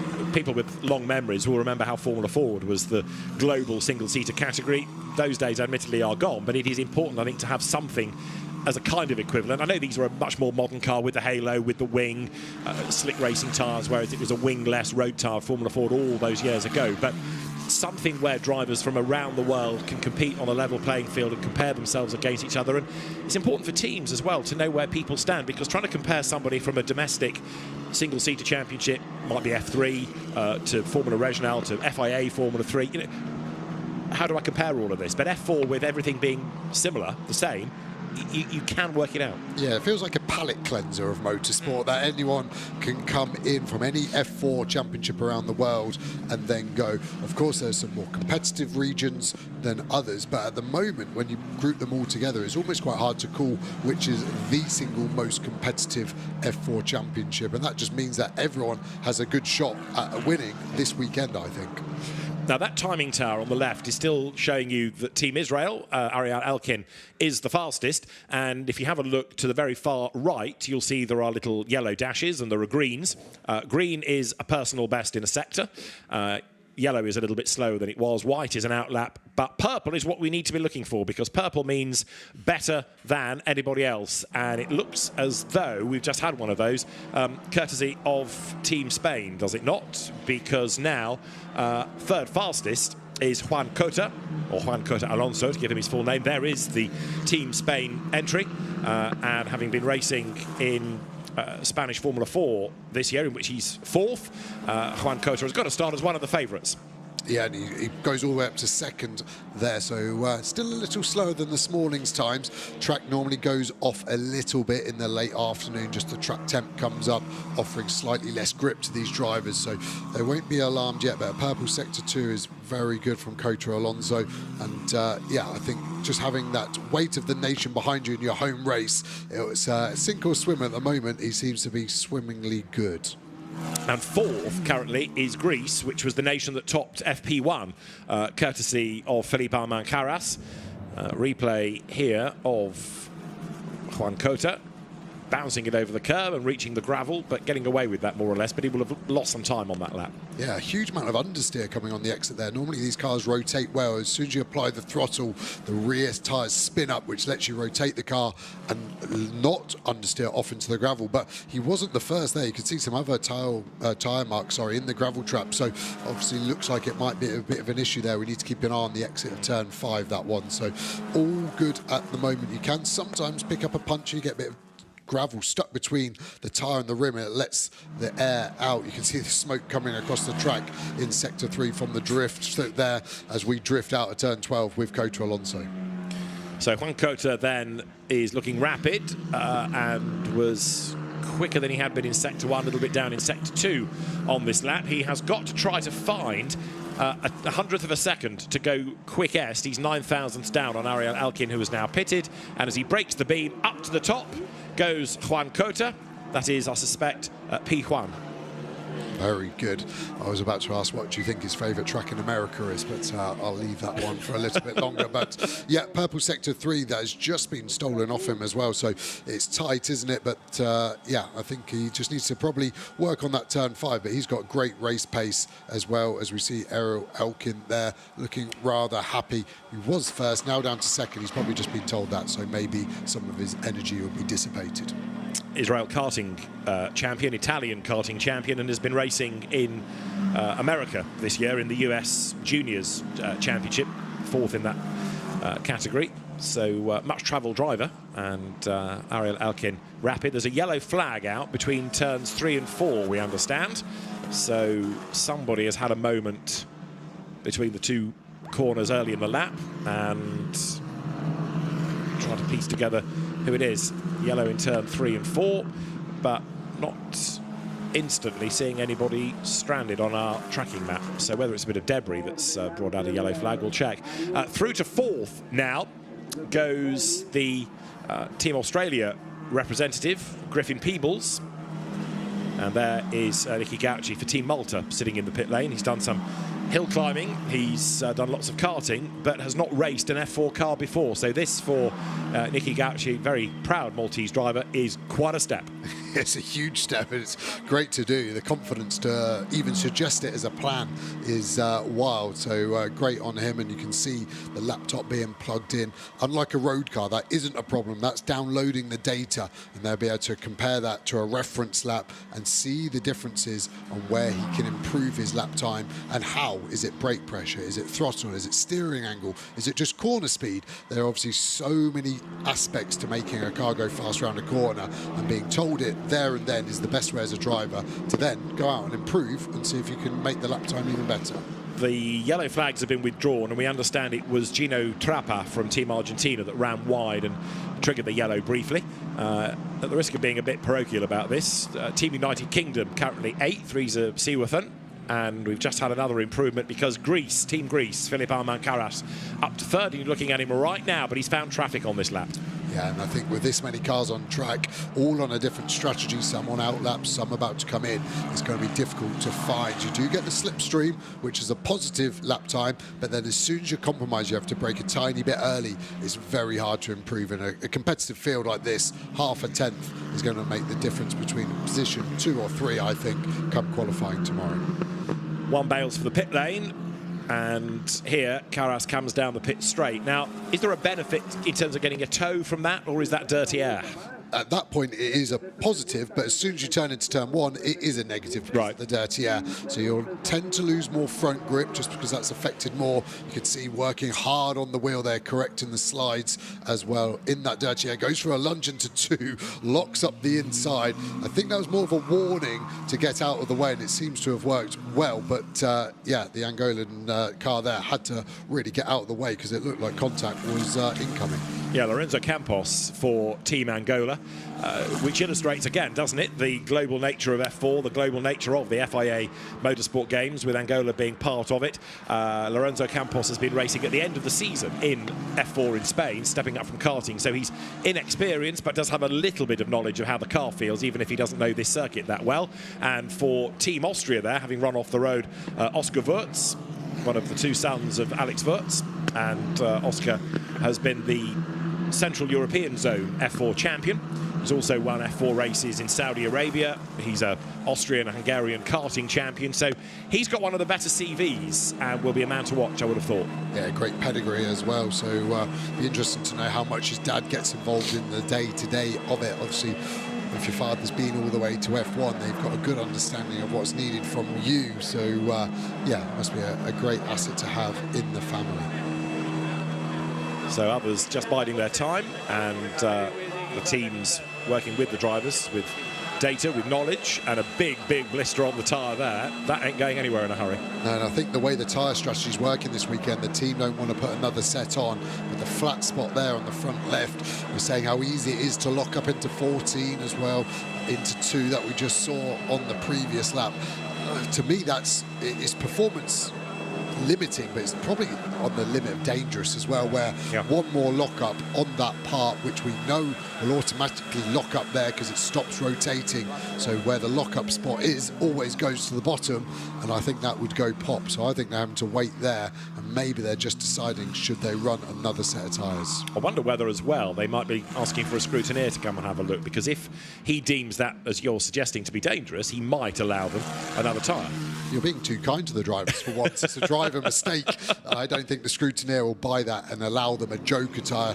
Typically a joker tyre is if there's force majeure, you get cut from debris, which they could try and blag it, but for me that's a very nice stereotypical lock-up burn mark. And it was Team Brazil's Matias Camparato that we were looking at as he was sitting in the pit lane. So Camparato, who is the Formula 4 Brazil Championship leader as we stand, 3 times a race winner. Now, who do we go to next? We go to the Portuguese representative, don't we? Francisco Machido, back out on track and trying to push on and get himself back towards the top. He was 4th in FP1 and he's 4th in FP2 as well. Yeah, and he's in a lovely bit of clear air as well, so he's got another few laps at least until he's going to catch anyone. Lost a bit of time in Sector 2. These cars don't have a delta time on the dash. Most modern cars now do have it. The F4 doesn't, so it really leaves it down to the driver to work out, has this been a good lap or a bad lap? So when you've got that delta, you can live see was that a good or a bad corner, whereas these guys are just having to go on muscle memory and compare it to what they think is right, which is a great skill to have to learn on your journey all the way up the motorsport ladder. Right, so Machido goes through, but not an improver, and it is still these 9 thousandths of a second between Ariel Elkin and Juan Cota, who had gone quickest, but I think then had that lap taken off him, didn't he, for track limits. So Cota down to second once more. For Team Peru there is Andres Cardenas, and he's another driver that's been busy in the Spanish F4 Championship this year, but and we'll talk on quite a number of the drivers in this context. He's somebody else to illustrate how important the FIA Motorsport Games is, because 2 years ago he was competing in karting sprint junior. Fast forward 2 years, he's made that step up to single-seaters, to car racing, to F4, and here he is back again representing his country. Yeah, so 2 years ago you would have seen what a great event it is, and at the time he would have only been old enough to race a go-kart. So as soon as he's got old enough, he's been able to promote himself through the ranks into F4, represent Peru, and he's currently inside the top 10 as well.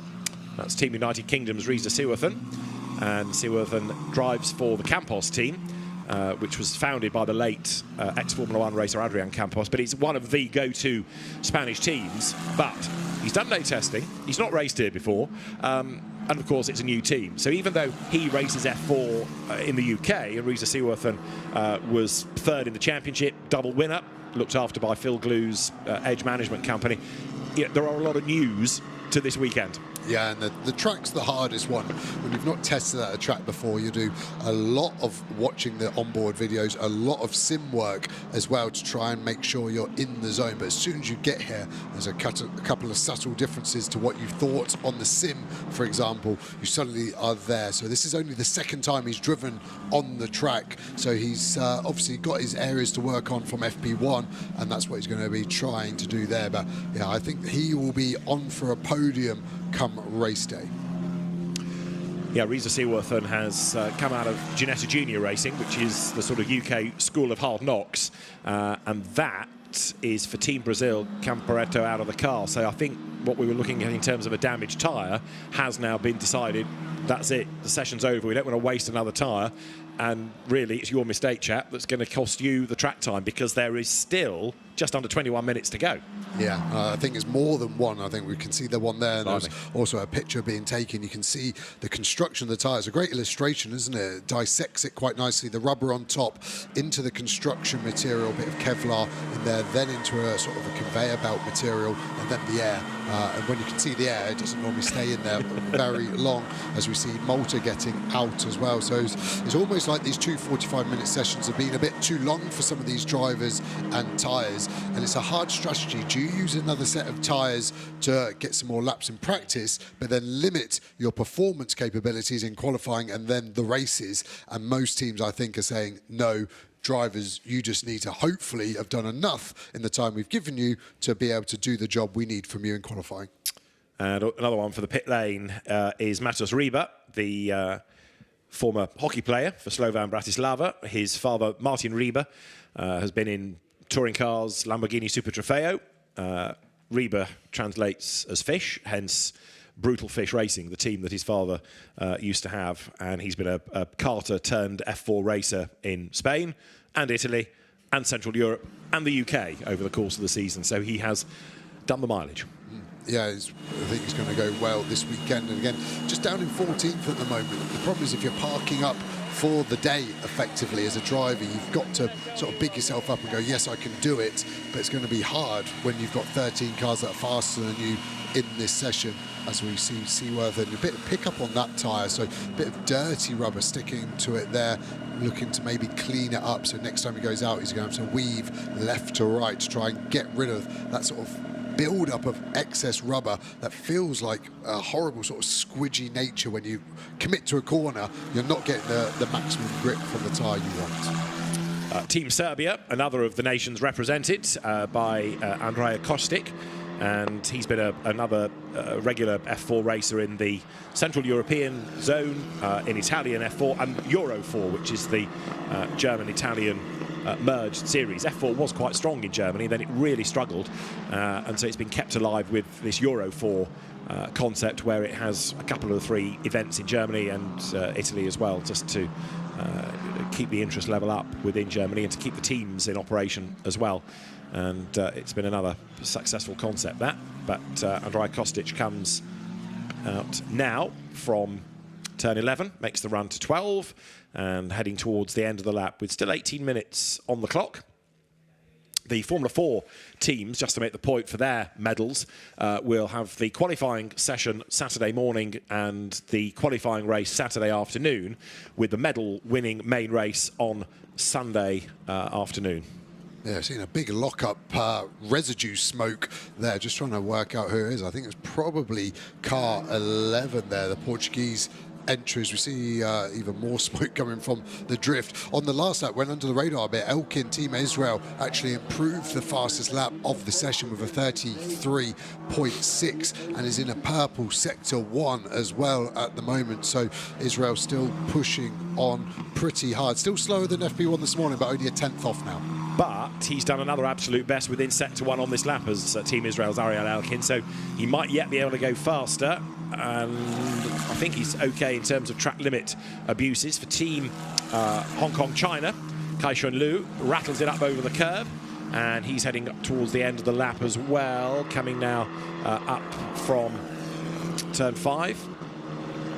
But Ariel Elkin, in the end, down in 2, down in 3, so a slower lap. Yeah, and it just shows you that maybe that car only had 2 fast laps in it, because he finished the last lap on a purple and started the next on a purple, but then it dropped off. So more data for the team. They can maybe adjust the tyre pressures and either get them to come in slightly earlier or slightly later to make sure the lap is purple, purple, purple, not split over 2 laps. Oscar Wurz talking to the team and explaining for Team Austria what he wants, what the car feels like, and whether there's anything they can do to it. But that's another car that's showing the wear on its tyres. Yeah, it just looks like the top of that tyre is showing a little bit of the canvas poking through. So be interesting on the right side. I expect it more on the left here because there are more left-hand corners. The unloaded inside front, normally locks easier, so the left is more likely to suffer that damage. Another hot spot here for it is turn 8. You can see the amount of lock-up marks on the road there as Argentina kick up a bit of dust on the inside, out wide, sweeping through this flat-out chicane of 9 and 10. Then another hard brake zone because the car's not quite straight, but you need to hook it in for a late apex at 11 and then open it up. And I think the next corner is the hardest corner of the lap. Turn 12, very uphill, very blind on entry from a driver's perspective, but fast. And you can see how wide the cars then run over that exit curb, bouncing on their way through flat out 13, downhill brake zone for 14 to finish the lap here at Valencia.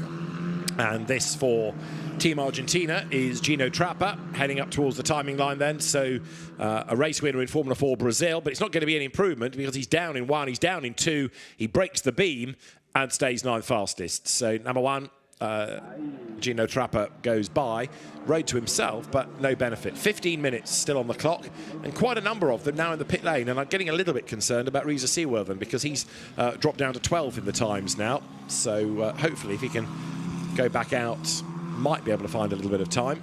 But more than anything, it's mileage. The more laps he does, yeah, it's taking life out of the tyres, but he's gaining in experience, gaining in track knowledge. 21, also to the curbs, is for Czechia, or the Czech Republic, Maximilian Kahan. And he has been 4 times a race winner in the Central European Zone F4 Championship this season. Yeah, I think the car looks pretty good. Obviously, all being run by the same team, but a lot of setup changes they can do. Some of the cars, to me, looking a little soft on the rear. So when they're using these exit curbs, they're popping up as we see another lock-up mark into turn number 1. So again, the drivers with more experience are just able to guide the team a quicker direction and path or the setup they will want, so they'll get the car exactly how they want. Whereas if it's your first time in the car, quite understandably, you don't quite know the parameters and the setup changes that are available to you. So Kahan is up to 16th, and he was an improver last time, so let's see what he can do now. He is late in the session, being able to find a 10th or so. There's quite a number, as I say, in the pit lane. We've got a good 8, I would think, out of the 21 sitting in the pits. Others still circulating, but improvements fewer and further between. Ariel Alkin remains the fastest by 0.3 of a second, and it's the leading 8 covered by just under a second. Yes, it's tight, but not as tight as FP1. And again, I think that's just down to people looking to save the tyres a little bit more, whereas in FP1, they would have been brand new and at their best. So, yeah, I think we're probably used to seeing normally the top 15 to top 20 in these F4 Championship covered by a second. And I think that's what we're seeing qualifying tomorrow once they're all on the same age tyre again, brand new rubber. They'll probably be into the low 34s would be my prediction on their lap times. As Maximilian Kahan then makes the run up towards the timing line, and as he comes across, I can't see this being an improvement given those sectors have been down for the previous 2 splits of the lap. Yeah, and they might just be on a slightly different strategy now where they're looking more at their race pace. So just trying to do maybe 8, 9 laps in one run, trying to keep it within a 10th, not making mistakes, so the consistency is there. Fastest car of the session still, Team Israel. Elkin coming into the last corner. You can see him working the wheel, opening the steering up. The quicker you open that steering wheel, the quicker the car accelerates. It's amazing how much resistance there is in these cars when you have the lock on. It's one of the sort of the great studies I like to do with my students I coach in single seaters, is get them to push the car with the steering wheel straight and then put full lock on and then try and push it again. And the resistance of just having that extra bit of steering lock in is so much that the car physically can't be pushed then, and it gives you an appreciation when you've only got a 1.4 engine putting out around 175 horsepower. So any marginal gain stuff like that becomes even more important than in a high power car where you can get away with it essentially. Just under 12 minutes on the clock, as there for Team Sri Lanka is Yevan David, and he's another driver illustrating the global reach of the FIA Motorsport Games, and another driver not only to be in F4 in Spain this season, but back at the Motorsport Games. He took the silver medal in karting senior 2 years ago in Marseille and Paul Ricard. So some familiar names, even if they're changing categories. Yeah, and again, it just shows you how well this FIA Motorsport Games works. And again, you're just seeing how many drivers are looking at data. Actually, you've got Kostic there looking on his phone. I assume that's at the live timing, just seeing how he's getting on. He's pretty happy with his 7th position at the moment. And yeah, he's just keeping an eye on everyone, seeing if anyone can get in front of his Team Serbia car. And there's Reza Seaworthen. So for Team United Kingdom, he improved last time. Reza is up to 9th. And with the patriotic nose on the car, let's see what he can do as he wriggles through this next lap. He is one of the drivers that's done perhaps more than most. Not the most, but he's done now 15 laps out of the session. And he is on this lap down in sectors 1 and 2. So one push lap done, but he's not going to be able to back it up by the look of it. Yeah, I think he was just compromised a little bit by some traffic there. The 21 car Team Czech Republic of Carhan, I think, was trying to get out of his way at turn 2, but did just compromise Team UK there. As we see the drone, love this shot, trying to chase all the way through. Gives you a great illustration of where they place the car over the curbs. And you can see all the dark rubber on the outside. That's the drift cars that have been there, but on the way into the corners, that is where we're struggling, locking up the front brakes as we see the uphill turn 12 coming into shot now, and the exit curve, which is really roughing these drivers up. So I think Reza here is looking to set a lap up for the next one, and we will see where we go. There was Kostic we saw last sat in the car. They've called it a day there. High fives all round. Very happy indeed for Team Serbia. Yeah, because today really is about getting the car right, getting the driver right. It's tomorrow when the qualifying session that gets underway. That's when, if you like, you've got to deliver. But today, to go to bed with that sense of confidence is really mission accomplished. Yeah, and it's so nice as a driver going to sleep happy. The brain is a powerful tool for and against, and when you've had a bad day, it's amazing how long it can take you to drift away off to sleep, just worrying about what was I doing at turn 4 so badly. It just becomes all your life, especially at this age. You have got one focus and desire, and that's to win every race all the way up to F1. So with just under 9 minutes still on the clock, it is Team Israel, Ariel Alkin at the top, from Team Spain's Juan Cota, and then Team Greece's Philippe Armand Carras third. And at the foot of the times is the Qatari, Badr Al-Salaiti, who has been a Qatar karting champion, but limited knowledge of car racing. So again, it's perhaps for people like him more important to be on track gaining mileage, but he's only done 5 laps and has spent quite a lot of the time in the pit lane, and so makes one wonder whether all is well there. Yeah, I haven't seen that car, so we don't know if it's maybe got a problem or it is, again, just part of the strategy of trying to save the tyres a little bit. It'd be interesting to speak to some of these drivers and go, are there any similarities? So in Qatar, the Doha F1 circuit is brilliant. The Lusail circuit, built for motorbikes, as is Valencia. So it actually feels quite similar to me, those two tracks, although they're a few thousand miles apart. He may be able to draw on some similarities from Lusail and go, actually, turn 4 and 5 quite similar, and I can then go there, and that's what he's going to hope for in qualifying. And now Juan Cota for Team Spain is being given the driving standards flag for 10 track limit offences. Now, that's quite a lot, really. I know it's free practice, and losing a lap time here doesn't matter as much as it would in the qualifying or having track limit penalties in the race. But as Peter Dumbrek, who's one of the driving standards advisors here this weekend for GT, was saying, treat that white line as though it's a barrier. Don't keep crossing it. Yeah, and you can show Peter's retired from driving now, because he wouldn't have said that 10 years ago. But my excuse for Coto Alonso there would be that this is practice and you're finding the limits. The problem is next time you're in the car as qualifying, you can't do it. So now I want you to go and pump in 3 or 4 laps without a single track limit to make sure your eye is fully in ahead of qualifying tomorrow, and you don't make a sloppy track limit mistake which could really hurt you by the end of that qualifying session. Great shot looking down from the drone at the cars coming down the pit lane. The big grandstand atop the pits. Look right to the paddock. Keep going right, keep going right. You'll see the drift track in the background, where presumably there is a lull because there's no smoke being generated. But the F4 teams getting the cars sorted. There is the Qatari driver I was mentioning a little while ago. So walking back up the pit lane is Bader Al-Solaiti. So certainly work done for today, but I would have thought he would want the mileage, which does put a question mark over that car. Yeah, I think the team will look at it, and obviously they'll have so much data to be able to review this evening and find exactly where some of that time may be. I think a lot of the drivers now going to weigh, actually, so all the teams have got to meet the minimum weight. Driver weight changes quite a lot over the course of the day, mainly through fluid differences throughout the session, so they want to make sure they're all the right weight come the end of qualifying. We can see the Luxembourg car there, Chester Kiefer.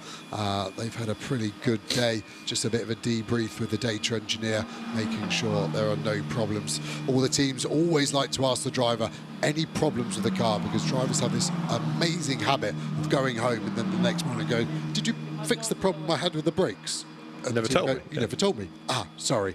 So that is the number one question to ask a young driver, full of adrenaline, not always logic. Reza Seaworthen for Team United Kingdom improved on his previous lap, 1:36.4, but he's on a slower lap again. We saw this early, didn't we? He'd have a good lap and then a slower lap to let the times recover. 25 is the Sri Lankan driver Yevan David, and he is currently 11th, going quite nicely. There aren't many racing drivers out of Sri Lanka. I can think of Yevan David and Delantha Malagamua, the regular GT racer.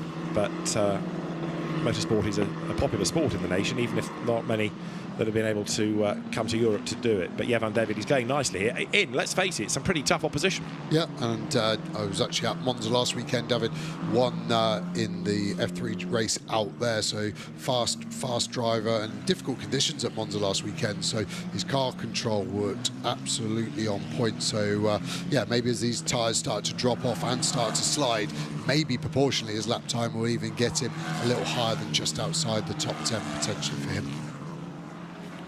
So Yevan David on a slower lap, but it's looking good for Team Israel, isn't it, for Ariel Elkin, topping the times by 0.367 of a second. Yevan David up towards the line and goes for the pit lane instead. So interesting to see whether with 4 minutes to go he calls that a session. I would have thought that will be it, really, because there's not a lot to benefit for going back out again. No, by the time you've done your out lap, there's just going to be time for one flyer, isn't there? So, yeah, the only thing maybe a team would like to do is a dramatic tyre pressure change just to get a read on, if we go really low, how does that car feel? But, yeah, I think that is day done. And you look on the timing tower there, all the coloured bars, there is not a single green one there. No one is improving on their sectors, and I think that is the end of the session looming on us. Yes, anybody that is still out there is not doing their tyres any good. It's one of those great quandaries, isn't it, of what you do as a driver, as a team, because people always want track time. We've paid this entry fee, we want all this track time, but then you don't use it.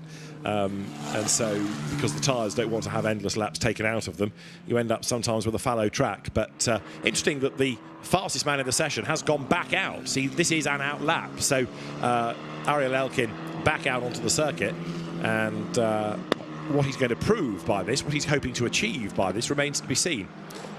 I'm just wondering whether or not you need to be on the track at the end of a session to be able to do any practice starts, which is about the only motivation for going back out, as Juan Cota, in contrast, has done.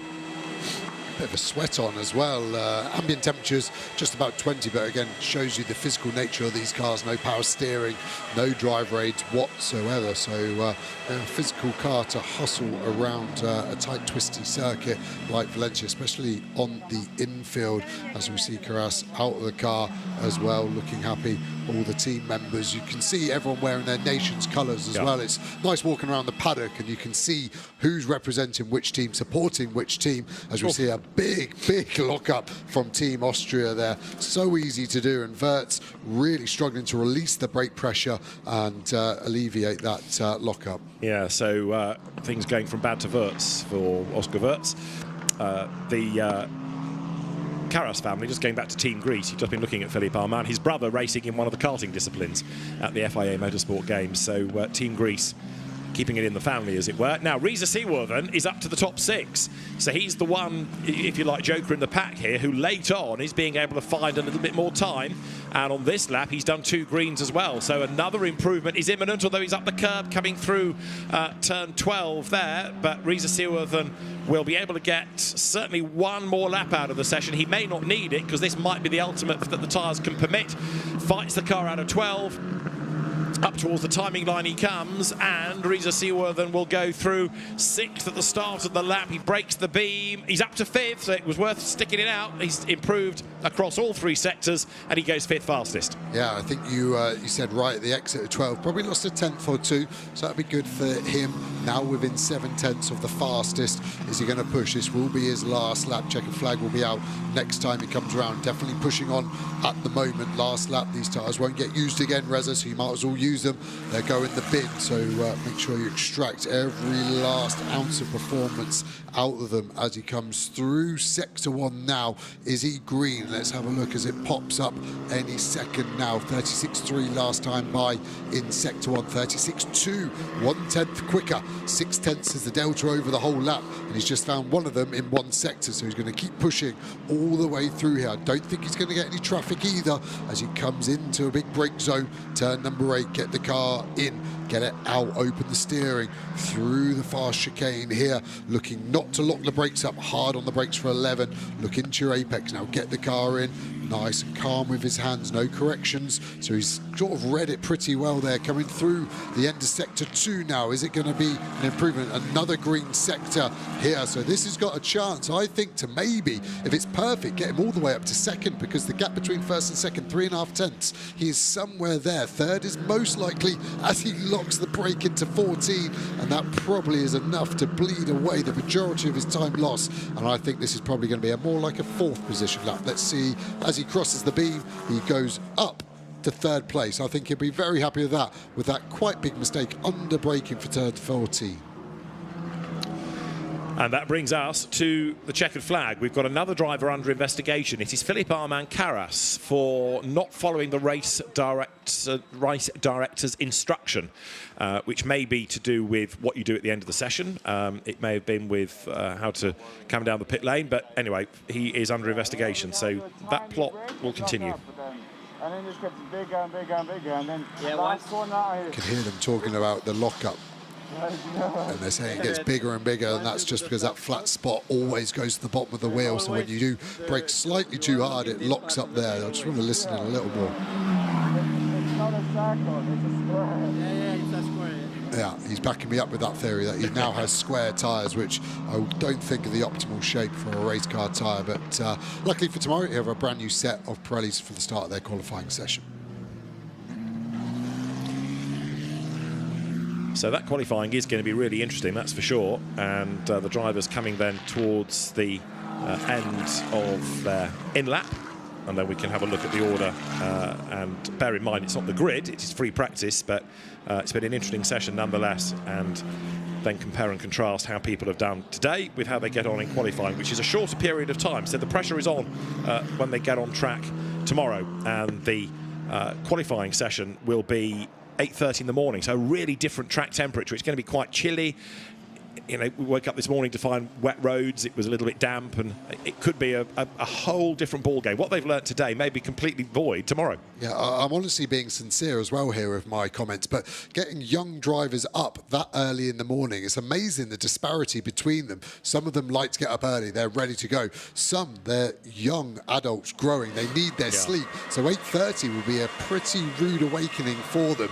The adrenaline will take over, but even that can be a tenth or two difference, and I think in a championship race like this, that could be enough for quite a few positions.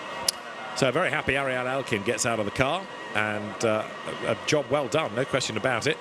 So the Team Israel driver, who's been successful in single-seaters in the States this year, representing his nation, and very happy man indeed. So walked away, goes to talk to the team, we'll look at the data, but the F4 discipline has always been one of the features of the FIA Motorsport Games, and fascinating to see how drivers come from karting into it and then how they do in this discipline. So we look forward to qualifying, we look forward to the qualifying race tomorrow, with then the main race for the medals being on Sunday.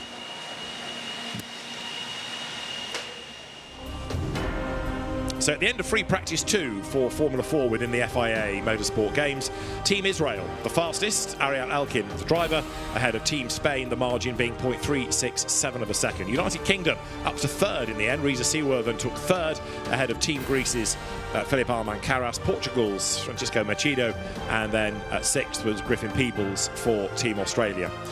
After that, one or two further down than you might have anticipated, including Gino Trapper for Team Argentina, only 10th. Oscar Wirtz and Matus Rieber, 13th and 14th. More to come from them, one would have thought. And also, Matteo Comparato didn't do many laps, given that he damaged a tyre early on. Qatari driver, rounding out the order being Badr Al-Solaiti. So that's the order at the end of the second free practice session, and 8:30 Saturday morning is when they're back on track for the all-important qualifying session.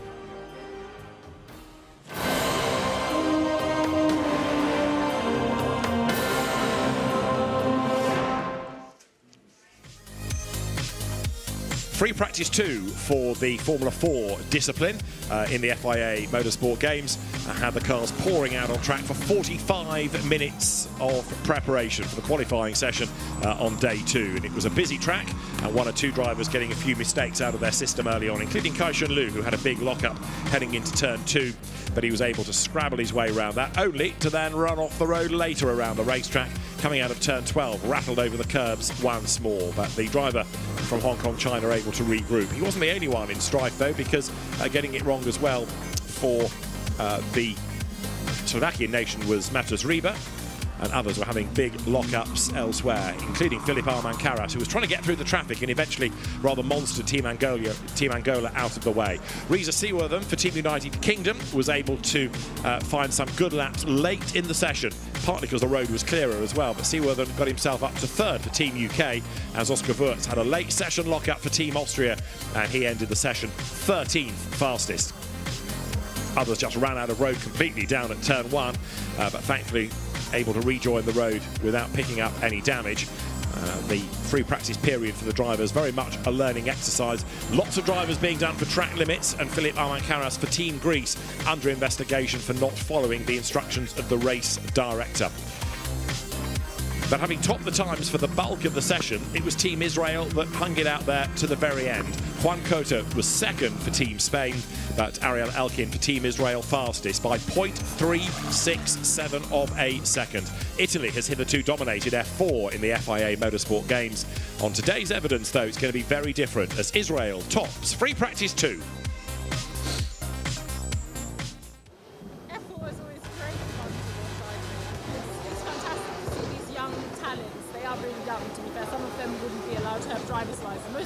Yeah, and it's brilliant because what we've got now is all the cars are going into scrutineering.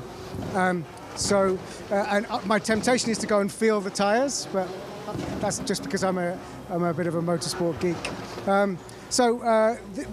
Obviously, David Addison and Joe Osborne have been explaining, all about the Formula 4 category, and at the moment Formula 4 is actually racing in esports, but we'll come to that in a minute. But we probably should bring our guest in to talk a little bit more about this category. Let's bring Javier in. Javier, would you like to come and join us? Hi, Javier. How are you doing? Good, how are you? Hi, good, perfect. So happy to be here, to be honest, yeah. So maybe you can tell us what exactly your role is, because we know you're Deputy Director of Single Seaters. What does that involve? Well, this is involving a lot of things, because actually our department is taking care of the operations in Formula 1, plus all the junior categories at the FIA in single seater. So it means Formula 2, Formula 3, Formula Regional, and this one, Formula 4. So which one's your favorite? All of them, all of them. I have no preferences. Yeah. So good. And what did you think of that session? Who stood out for you? Who should we keep our eye on from that session? I think, to be fair, because I don't want to get in trouble with any of the countries, the context is that everyone is so new, everyone is trying to get used to both the car and the track. We have an interesting mix of drivers with some expertise in Formula 4, some other with less experience, but with a lot of hunger, let's say. So I think it's too early. I think tomorrow qualifying is going to be the all or nothing thing. At the moment, they are just trying. Obviously, you can see some names, some guys that they are really improving lap by lap and being super consistent. But I think it's too early. Let's give them the same chance to everyone. And give us an idea of how difficult but how exciting it is to pull together all of these nations and all of these kids to race together, because of course they come from their own domestic leagues, their own domestic champions. Just give us that context. Well, for us, I mean, despite this competition is done in between countries, what we want from the single-seater department is to get the best out of all the Formula 4 championships we have around the world, which is 15. So for us, it's really important to have representation of all continents, with representation of drivers of the most important Formula 4 championships. Some other kids, they were already participating in 2022 in FIA Motorsport Games in karting. So altogether it's like a perfect mixture, no? We have all the type of expertise, but it's consistent because we are getting the best out of each country, and we are providing some logic to the pyramid of the single-seater. So, I mean, they are today in Formula 4, and like in the case of Antonelli, in 2 years, who knows what's going to happen with them. So it's very exciting, and it's great to watch them having the chance to fully stretch their legs out on this amazing circuit. Thank you. Thank you very much, Javier. Enjoy the rest of the weekend, and remember, no favourites. I'm sure I'll have favourites. I'm rooting for Germany and UK, I'm going to be honest. Wow, I was going to be completely unbiased the whole weekend, but now you've done it. I'm Motorsport UK. Anyway, but there's Team China, so that we can root for them as well. Now, the great thing about, we've just watched F4 for real, but a few kilometers away in central Valencia is the F4 esports, which is new for this motorsport game. So before we had GT esports, which was on Assetto Corsa, but we've brought together Assetto Corsa for that and iRacing for F4 in the Sims. So I think we should catch up with one of our F4 races in the esports, right? Yeah, for sure. I think that's a great link from F4 to F4 esports. Definitely, let's do it. Hello again, everybody. Welcome back to the 2024 FIA Motorsport Games here in Valencia, and welcome to the esports segment of the competition. I'm Chaz Draycott with the delightful Paul Jeffrey alongside me, and we've had a fantastic day of racing so far. And already, Paul, we find ourselves in the final quarter-final of the FIA F4s on iRacing. It's 15-minute races, so they've flown by anyway, but they've been massively entertaining. That was a sentence that was deeply easy to trip up over, wasn't it? The final quarter-final of the FIA Formula 4. Yes, absolutely. We've had a great time. It really has. I mean, we always say it's a great time, and frankly, it's our job to say it's a great time, but it genuinely is a great time. There've been some really fabulous races, and as you say, final roll of the dice for the Formula 4s in the quarter-finals at least. And race 1, borderline mayhem in a wonderful way. Race 2, a little bit more sedate, a little bit more sensible. Are we going to have a hybrid of the both for the third? I think so, yeah. I think we're going to see a lot of drivers, much like we did in the GTs earlier today, take it very easy in this one compared to the races before them. So I'm excited to see how much that really dials back the action. But it was more like the first one, it was like you tried to light a firework and it's just gone off in your hand. The second one, they'd put a much longer fuse on it because they'd learned from the first time. This time it might be one of them where they light the fuse and then it doesn't actually get all the way to the firework at the end. Or it just suddenly, I don't know, flies in a random direction. It could be anything. It's really, really exciting stuff with Formula 4s because again, the theme of it has been, they're not the fastest things in the world in a straight line. They barely exceed 100 miles an hour down the Kemmel Straight, but the slipstream effect is huge. We saw it at the end of that last race there. We had an onboard camera, and all of a sudden, Spain and the Netherlands, every lap, they were just breezing past everybody as if they had an extra 50 horsepower in the machine. It was brilliant to watch, but it meant that the field stayed close together, and on the final lap of the race, the top 10 was separated by less than 3 seconds. It's just epic. That really is crazy, isn't it? It's almost like you can't fit 10 cars nose to nose in a 3-second time frame. It's probably because most of them were overlapping or flying over the top of the other one. They were over the barriers a bit, yeah. There was a little bit of using the full width of the racing surface and more, yes, some might say. But fabulous, fabulous entertainment. As you say, some really great performances as well. And now we do this for the final time in the quarterfinals. We've still got a couple of races, I think it is, for the last chance saloon, so to speak, Group 1 and Group 2. They'll be coming more towards this evening. What are we expecting then from this one? There's a lot of strong nations in here, aren't there? So this should be a real show of strength, I think, from in terms of the potential, should I say, for the performances and the quality of the drivers. Yeah, absolutely. I mean, looking at the group list for this, actually, the top of the group is Czech Republic, and their driver won in the GT category as well, you know, so they've got a lot of pedigree coming into this one.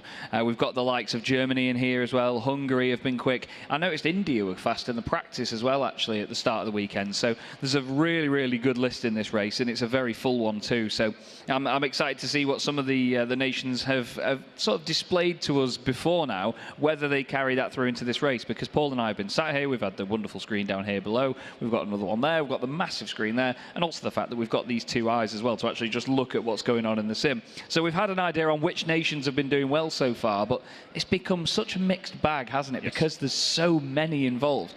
We never know who's going to win going into any race. Quite frankly, nobody else ever knows who's going to win going into the bus stop chicane. As is Formula 4. As is Formula 4, exactly, and that's why we absolutely love this category of racing. You can see the cars are lining up on the grid. Now, a quick rundown of the order. Czech Republic are in pole position from India, Republic of Korea in third, and Germany fourth. Fifth goes the way of Hungary, Estonia in sixth. Turkey will be lining up in seventh ahead of Croatia. Hong Kong, China is ninth, and then in 10th place it is Barbados. And in 11th position, Slovakia, Uruguay, Luxembourg, Colombia, Lithuania, Armenia, Namibia, and Kosovo in 18th and last. Absolutely nailed the timing on that, Paul. We're underway for the final quarter-final here at the FIA Motorsport Games in the FIA Formula 4 cars. Down into La Source for the first time. The Republic of Korea going down the inside of India, making the move and taking that second position. There's a car around at the top, and a couple of other cars have gone off into the gravel and have to recover, but you never give up. You carry on pushing. The battle is on for second place. The Republic of Korea in the red car just ahead of India as they head up now through a Rouge and Radion. A fearsome set of corners, but look at fourth place Hungary here, Paul. They're going to get the run, surely gain some places here. Yeah, double slipstream for Hungary. This is a real good opportunity. He's trying to find a bit of real estate. Two cars taking up the racetrack. It's really difficult to pick your spot. Almost, you have a little bit too long to think about it, and that can go very wrong very quickly indeed. India are the ones that really miss out on this one. Good car control, but while they're doing that one, get swallowed up, and then it is an absolute nightmare. The groans from Chaz Draycott alongside me tell you all you need to know. That was good. Not very good at all, in one throw. Germany and Estonia involved in that one as well. I think it was the number 5 car of Germany. They were right in the thick of it, and they really had nowhere to go. He didn't want to commit to turning in too hard, and it just understeered that little bit.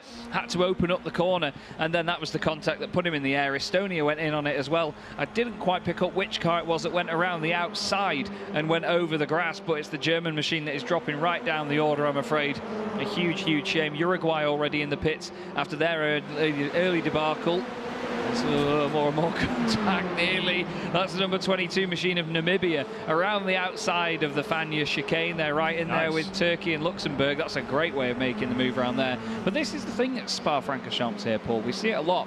If you can find yourself on the outside line in a car like this on the way into the chicane, use the inside of the second bit of the chicane, you can often get the move done, can't you? Absolutely, and of course when you're on the outside, people are expecting that one, so you line yourself up forward thinking racecraft, something we spoke about a whole whole load 3 wide at this moment in time as well. This could never end well on the run up to Blanchimont. Hopefully everybody sorts himself out into some kind of single file. 2 wide still through Blanchimont now. We're looking at the steering inputs there on the picture-in-picture, and then the big screen. We're seeing all of the drama and more unfold.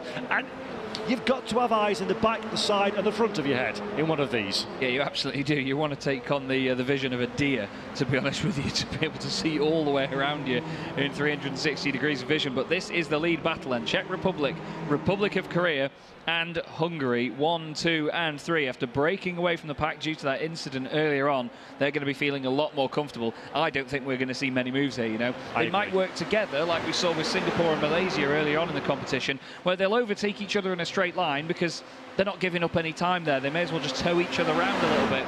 And yeah, look, he's just bump drafting. He's just giving him a bit of a push and saying, look, you can go like this. Luxembourg, sorry, not Luxembourg, it's Hungary, on the right-hand side of shot now, around the outside. Going to go for the lead. They don't need to risk it too much, though.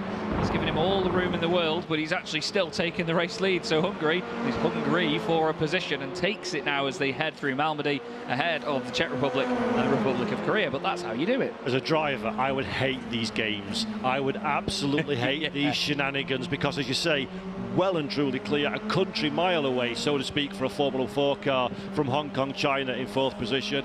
They have to play the game together, they have to help each other with a slipstream, but this is just nothing good, only bad can come from this kind of close proximity working, so it's very, very scary. We're looking on board with Hungary now. Nice racing gloves, I do like those, I must say. Yeah, and concentration, you can't afford to be even momentarily let it lapse, can you? Especially in this scenario, because there's nothing to win and everything to lose. Yeah, absolutely. You've got to just be on it and make sure that it's risk versus reward is the forefront of your mind, and it's all about staying determined and concentrated. As our driver from the Netherlands winning earlier on in the day, as now up towards just Blanchimont, only Blanchimont, nothing to worry about. Side by side they go, but again, look at all the space they're affording each other. They're saying, no, let's not do this. I'm just going to make sure I'm giving you the room. Hungary slots back into 2nd place. Czech Republic re-inherits the lead. Republic of Korea moves to the left-hand side. Doesn't send it down the inside for a move. They're braking nice and early. This is great teamwork, this. And at this early stage of the competition, if you're one of these 3 competitors, you'll be so appreciative of the other guys helping you do this as well. I imagine a big hug between these 3 at the end of this race, because this right now is brilliant, and they're actually still getting away from Hong Kong, China because of the slipstream as well. They're pushing the car at the front and just swapping and changing. It's like being in like a peloton, this, isn't it? Absolutely. So you get to the front and you help drag the ones behind you further forward. And you often find in this particular car, they seem to be semi-specialists at this kind of thing. They race this regularly in the magnitude of different championships all over the world. So this sort of behaviour is not necessarily uncommon and unknown to them. It's the kind of thing that we do. We saw briefly in our shot there, the Korea car, which is currently where our Republic of Korea 3rd position. That's the red machine that you see at the back of this little duo as we run down into Le Con. Give each other the racing room. Don't be greedy on the brake. Very nicely done. Really smooth, which, as we've alluded to well, not alluded to it, straight up talked about the iRacing damage model in the past. Very, very easy to just miscalculate slightly, and then suddenly you find your front wing is being collected by someone to take home and hang on their wall, and you've got a world of understeer. That's the sort of thing we'd do, isn't it? It's a shame you can't do it virtually. We'd collect so many, it'd be brilliant. But yeah, you can very NFT front wings, there you go, that's the future. NFT front wing scraps, that'd be amazing. I need to know what the chassis number is. But yeah, we get a tiny bit of contact in these cars and you can get flung off into the barrier, body parts of the car will be missing. It's not a pretty sight, so you need to be making sure that you do not risk anything. And you know, Paul and I are talking about the fact that these drivers aren't risking much, and you could see they were still side by side, but at the end of the day, they don't want to lose time in the bigger picture. If they sat just behind each other all the time like this, that's when they'd lose time. The fact they are still chopping and changing positions and swapping around on the straights and using the slipstream means that they are getting away. Hong Kong, China, though, I say that literally as it falls out of my mouth, I've noticed Hong Kong, China have reeled them in by about 0.3 of a second. It's not a massive amount, but there's still over 8 minutes left in this race, and if they keep that pace up, then they should be okay. And by the time I've said that, they've lost another 0.2. Yeah, here we go. Speaking of the team in question, this is the Hong Kong China car. Put my teeth in, Paul, in 4th position. They've got a little bit of a battle pack behind them as well, for good measure. Barbados leading the charge there in 5th position from Colombia and Croatia. So there's a few cars all sort of squabbling over the same bit of tarmac. Again, importantly, they're in the top 10. That's where you need to be. No need to fight too hard, but at the same time, you tell a racing driver to chill out and not fight too hard, and they will look at you as though they don't understand a word you've just said.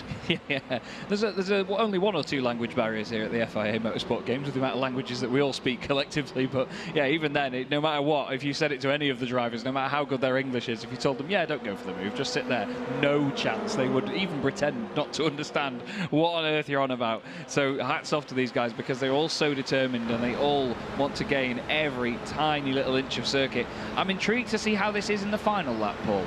Yes. Because on the results sheet is where it's going to matter more than how it matters now. They're getting away from the cars behind, but when it comes to who actually wins this race of these 3 in flying formation, they're all going to want to win it, but at the end of the day, they're not going to want to risk everything. So now Republic of Korea go to the front of the order. Oh, there's a bit of a check-up, though, and the Hungarian car nearly gets rear-ended by the Czech Republic machine. You can see they've lost a bit of momentum as a result of that.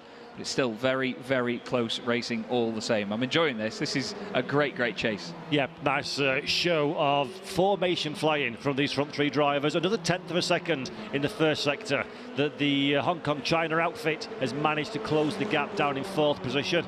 So they're still working, punching the hole in the air for the chasing pack. And of course, they're going to need to start playing a little bit of this Swapsy game as well if they want to try and improve their slot in life. But look at the Barbados entry at this moment in time. 5th position for that car. Really good opening start to this race. We've lost a couple of drivers as well, as you can see on the timing tower there. So no less than 5 cars, in fact. Lithuania are the last car that's just gone down pit lane. They've not filtered to the bottom of the timing tower yet, but they're now a DNF, which is a real shame for them. Yeah, India as well, actually far down the order there in car 39. They started 2nd on the grid. It's a massive shame to see that they've dropped down that far. Just looking at the others as well, Germany started 4th on the grid. Uruguay started a little bit further down. Slovakia were with them as well on the same part of the grid, which makes me think that that's probably what the drama was at the very first corner. But the likes of Estonia as well also out of this race. A lot more attritional than we saw on a set of Corsa Competizione, Paul, earlier, just due to the style of the cars and the way that the racing works. You know, it's a car that, you know, you have the tiniest little touch and that is race over. Colombia in the back of your shot, just snuck past Barbados into the bus stop chicane, so that was a nice move for Colombia. They move up into 5th position. Croatia getting a bit interested as well. They fancy their chances of doing a bit of moving and shaking in this midpoint. 5 minutes left to go on the clock, so not a lot of time left, Jazz, to wind this one up. And I think we're getting to that stage now where some of these drivers are going to be thinking, I've enjoyed playing, it's been nice, but actually, you know what, I want a bit of glory for myself. Yeah, can you all now go away, for lack of better words? Get out of the way, just let me go about my race. Croatia now with big pressure from behind from Turkey. You've got to be careful of track limits there as you go up over Erosion Radion, because you can easily just misjudge that curb on the left. And if you take too much of it and over the white line, then that is it. Track limits will not be your best friend. Now Namibia in the background will be thinking, rubbing my hands together here. If these lot have a bit of a fight, this is the lead battle again. Hungary now back in front of the Republic of Korea. Czech Republic were leading early on and stayed there for quite a while. Now they find themselves in 3rd position. Hong Kong China still in 4th, but that gap has stayed about 3 seconds, between 3.5. So doesn't look like that's changing anytime soon. Problem for Hong Kong China, of course, is the battle pack behind them are all fighting tooth and nail on themselves. So he's very much kind of left out on a limb a little bit in 4th position. Nobody really supporting him, nobody helping him close the gap down, while these 3 are the head of the pack are very much working in unison in 1st, 2nd and 3rd position. Saying that one, Hungary has stolen a little bit of a march. It's okay, give it 3 corners, that'll vanish again, and the Republic of Korea will have a little bit of a ponder as to whether they want to overtake, and more importantly, inside or outside. That's basically the decision point, isn't it? Pass on the outside or the inside. That's all they've got to do at this stage. That's the thing here at Spa as well. You've got more of an opportunity to use both. You can go around the outside or the inside, or even with these 3-wide slipstreaming that we saw before, you can go for the middle as well, just go through the middle of your 2 competitors. Over the top, some of the drivers have tried, but that's not worked so well. Some of them have tried, you know, they've thought, we've got halos, it's fine. But they've really gone for it like that. I was just going to say, actually, Paul, earlier on in the day, when we had the GT races, this is in no disrespect to any of the GT races, sometimes you'd see a car at the front of the pack and you think, you know what, I'm just going to write that down because it's pretty certain they're going to make it through here. I don't dare start writing this down because these three are all going to be in different positions. The 4 cars in the background are going to be in different positions as well. Hong Kong, China, Colombia, Croatia and Turkey. They're all going to change around before the end of this race. 3 minutes left on the clock here at Spa-Francorchamps and somehow at the same time at Valencia. And we have just 2 laps left to go here in this third and final quarter-final here on iRacing. Yep, there's one thing that's certain about this race is that absolutely nothing is certain about this race, apart from the fact that we've got a few DNFs. 13 cars left in it, so India, who had all the problems in the world at the start of the race, they're not a million miles away from that top 10. No. Stay in it. You said it right when the beginning we had the accident. Stay in it. You've got to be in it to win it, and I think that's the big thing. There we go, big cheer. Remember the cheer that we said? You're on the cheer cam. Go, go, go! Fantastic. So, whoa, on the grass there to the left-hand side. Was that the Czech Republic? Yeah, they're taking to the grass. They were thinking, yeah, you know what, we're going to go for this. I don't think they know there's 1 lap left after this. He's gone for it early doors here around the outside into Les Combes. Before they get to Malmedy, he's already got the lead of the race. Republic of Korea hold on to 2nd position, and now Hungary are the car in 3rd. But you know what? I think that's where I'd like to be right now if I was in 3rd position, because you can sit behind the cars ahead, watch them battle over the final lap, up the run towards Blanchimont, send it. Yep, I agree wholeheartedly on that one, although I would be a little bit reluctant to think about doing anything in the sending variety. That's because you're a good driver and I'm not. No, I'm not a good driver. I wouldn't be in 3rd. I've been watching these guys as they lap me. Remember my new catchphrase, I'm not brave, I'm just stupid. Yeah, exactly. But look at this one. Czech Republic, I've got about a half a second lead over the chasing pack. Again, that one is going to go away very quickly, but it suggests we've gone from playtime to serious time now, doesn't it? Now we're starting to think about ramping it up a little bit. Yeah. And this is going to be very interesting because there's no need to do anything. But again, let's cycle back to what we talked about many a time, the mental game. You're going to want to beat your rival because next time you race them, it's for real. Yeah, absolutely. Playtime is over. They've rung the school bell and now they're all trying to bring them in, but it's like trying to herd fog at the moment. So you've got Croatia now up into 4th position, by the way. They're ahead of Hong Kong, China, so they've been reeled into that battle pack and that has switched around. But importantly, they're all getting away. These top 3 are getting further and further away from the rest of them. Hungary now back up into 2nd position. Again, not the most exciting thing in the world because we know that counts for nothing with 1 entire lap of Spa-Francorchamps left to go. On to the final lap we go then here at the FIA Motorsport Games in the quarterfinals. Barney the flagman, the famous flagman on iRacing, waving the white flag on the start-finish line. It's the Czech Republic from Hungary, Republic of Korea, then Croatia, Hong Kong, China, Turkey, Colombia, Namibia, Barbados and Armenia inside your top 10.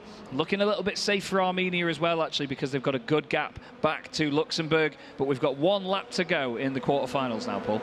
Yeah, it's been a slow-burning race, this one, but I do think these top 3 now are going to start ramping things up a little bit over these last 7 kilometres of the circuit of Spa-Francorchamps, one of the most famous and dramatic and exciting racetracks in the whole wide world, real or virtual. And it's certainly put on a show for us this afternoon as we run down the Kemmel Straight for the final time under racing conditions. A little look to the inside for the Hungarian car. He'll get the one done on the brakes. No problem, no drama. New race leader. How long for? We'll find out. Republic of Korea thinking, not sure if I like being in 3rd position. Might start getting on my tippy toes. See what I can do about the lead. Absolutely, and now Hungary are going to be watching their mirrors, just trying to pick out what the body language is of that Czech Republic car in 2nd place. Are they going defensive against Republic of Korea, or are they going to start to mount an attack? Because the worst thing now, to be that middle car, is on that run up to Blanchimont. You want to attack the car in front of you, but it's like being on the M6 and being stuck behind a lorry back in the UK, which happens too much. Is that car behind you could be the one to then try and move forward as well. You've got to keep your eye on the mirrors, run down to the Fania chicane. It could all change even here. Yeah, a little mistake there from Hungary, actually, which really sort of minimised their forward momentum. Not quite an opportunity for the Czech Republic, but it just goes to show now we're no longer cruise mode. This is a little bit more pushing, a little bit more dramatic. They're not going to be full beans. Any one of these 3 drivers could win, but all 3 will progress if things stay as they are. That's got to be in the back of the mind, even if you desperately would like that win. Yeah, absolutely. You can't risk losing it all now. You're right at the forefront of this. You have spearheaded this race over 4 seconds to the cars behind. Do you risk it taking the win and having the glory, or do you just sit back and qualify and have that as enough? Down the inside goes Czech Republic.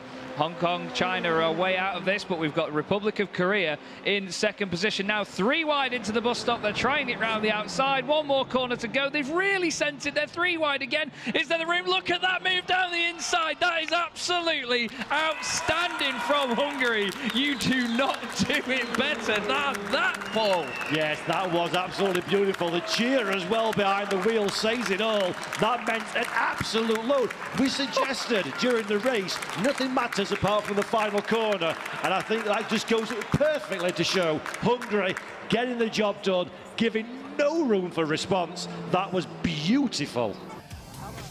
Close stuff at the eSport. That was quite impressive. Yeah, amazing. Lots of nations to look out for there. Very close numbers between all these nations, and I think whoever sat in the simulator before knows this is not easy. No. It looks a lot easier than it is. Add in Spa-Francorchamps was one of the trickiest circuits in the world, but kudos to Hungary. That was amazing. And thanks very much to our commentators on that, which is Chaz Draycott and Paul Jeffrey. You can follow all the esports action all weekend as we build up towards the gold medals in esports, F4 and GT. And we are now stood in a little bit of a different corner. We're now not at the esports, we're at the track, and behind us are the rally cars. Yes, so this is the kind of rallying is a very exciting off-road sport, but there's also a lot of admin. So as you can see, there's like 1 million signs here in control. They regroup at Parc Fermé. The other side of that Parc Fermé area where the rally cars are, we're going to see some rally action soon, is the drifting track. And we just wanted to highlight one particular moment that we clocked a little bit earlier. You can still hear that they're still competing. And this is representing El Salvador. It's Nasser Arbali Urias in the Nissan 240 SX, and just demonstrating what a beautiful dance it is controlling a drifting car. So that's very different from the control they have in the esports F4. Yes, for sure. One thing I find very funny about the rally stages is that we've got so many contenders here who are below 18, who don't have a driver's license. And with rally, when you drive from stage to stage, you need a driver's license, right? So they couldn't even be rally drivers. So that is exciting to know what spectrum we have of drivers. The key thing about rallying is that the cars have to be road legal. Yes. The driver and usually the co-driver, so it has 2 people in the car, and it has to be road legal, or they have to have a driving license. So anyone under the age of 16, 17 can only rally. And I think Estonia is a good place where people rally. They go there to do their rallying, like the rallying equivalent of F4. You've clearly got the ins and outs of this. I know this is one of your favourites. Yeah, so it is. I think you're an expert on that. Well, yeah, it's in my blood, really. Yeah. But because we are covering everything, I'm not really the expert on rallying this weekend. But I know a man who is. So if you excuse me a moment, I'm just going to take you over here to have a word with Ben Constanduros. Hello, Ben. Good, thank you. You too. So you're kind of overseeing all things rally this weekend. Even for someone like me, who knows a fair bit about rally, we've got Rally 2, Rally 4, we've got tarmac and gravel and historic rallies. How does it all work? Yeah, so today we've had 6 gravel rally stages. Actually, only 2 routes shared 3 times. Meaning this afternoon has been quite rough for the guys because they've been going over the same route of 14 kilometers 3 different times. The 3 different classes: 2 4-wheel drive, 1600 turbos. Rally 4 is our front-wheel drive, almost like a junior category, junior WRC run to those regulations, for instance. And then the historic is actually broken into different classes, but for us, we just see a lovely group of collection of historic rally cars. Today they race gravel, tomorrow they race tarmac. You can enter each individual day, or you can enter the whole thing and compete for the overall medal stage, which happens here on Sunday, which is a whole different beast, because that's kind of a weird rallycross rally hybrid where 3 cars go off at once. And just, nerding out a little bit, if you're doing both tarmac and gravel, how much time have you got to do things like adjust tyres, adjust ride height? Yeah, so today it's all been gravel. Tonight it's going to be great fun because they've got about 3 hours to change the cars into tarmac spec. It's exactly what we used to see in WRC Catalunya, so it's a nice kind of play of local Spanish to Spanish thing. But to do that, it means taking all the suspension, all of the diffs, sometimes the gearboxes are attached to the diffs, so there's a huge amount of exchange from gravel to tarmac that needs to be done for those who have chosen to do that. As a country, you can also have 2 different crews doing it and represent your country. So Portugal, for instance, of doing that. I think they've got 1 car for gravel, 1 car for tarmac, but they can still overall compete. That makes absolute sense. Now, go and transfer all that knowledge and sit alongside David Addison up in the commentary booth, because we'll be listening to you very shortly. Some medals to give out this evening. Brilliant. Our first medals of the weekend. Thank you, Ben. And over here, Kayana has an absolute... Oh, mind your backs. Health and safety first. An absolute legend of motorsport. Emanuele Pirro is with Kayana. Yes, welcome. Thanks for joining us. Maybe you can explain... Be called an absolute good friend rather than legend, but that's fine. Okay, we'll call you an absolute good friend. That works. Maybe you can explain to us what your role is here at the Motorsport Games as an absolute good friend. Here I am in a single-seater committee as a chairman or president. So we do have, of course, a Formula 4 race, which is important. And I just wanted to come and learn, see, check not so much because I think they do a good job, but and also give a sign of presence from FIA to the drivers. The concept is new. I think needs to be supported. It's a super cool concept, you know, to be representing your country. I remember, which is not happening in motorsport nowadays. Oh, but in my karting days, you were racing for your national team. So as a kid in karting in the European and World Championship, I was wearing the Italian jersey, and I felt super cool, you know, like a football player somehow. So this is a nice concept, and I'm here to support. Yeah. Yeah, I can imagine. Is it quite impressive for you with all the categories as well? Is this a bit out of your depth because you've got so much different racing going on? Yes, it is, and shame on me, but this is my first Motorsport Games. There was one in Rome, the first edition, and unfortunately I wasn't able to go. So of course I heard and read and knew a lot about it, but to watch from real is something different. And I have been thinking, how can this event develop, and how can this event will be placed in the future of motorsport? And I told myself, today is Friday afternoon. Yeah. I arrived yesterday, and I told myself not to draw conclusion before Sunday night. So from yesterday to Sunday night, I will be learning, watching, and everything, and then probably I will have an answer to my question. Fantastic. Well, we're very glad that you're here with us. We're going to have a look in the booth because it's time for some rallying, and that is a very exciting thing. If you haven't learned about it yet, now is a great time to stay with us and learn about rallying.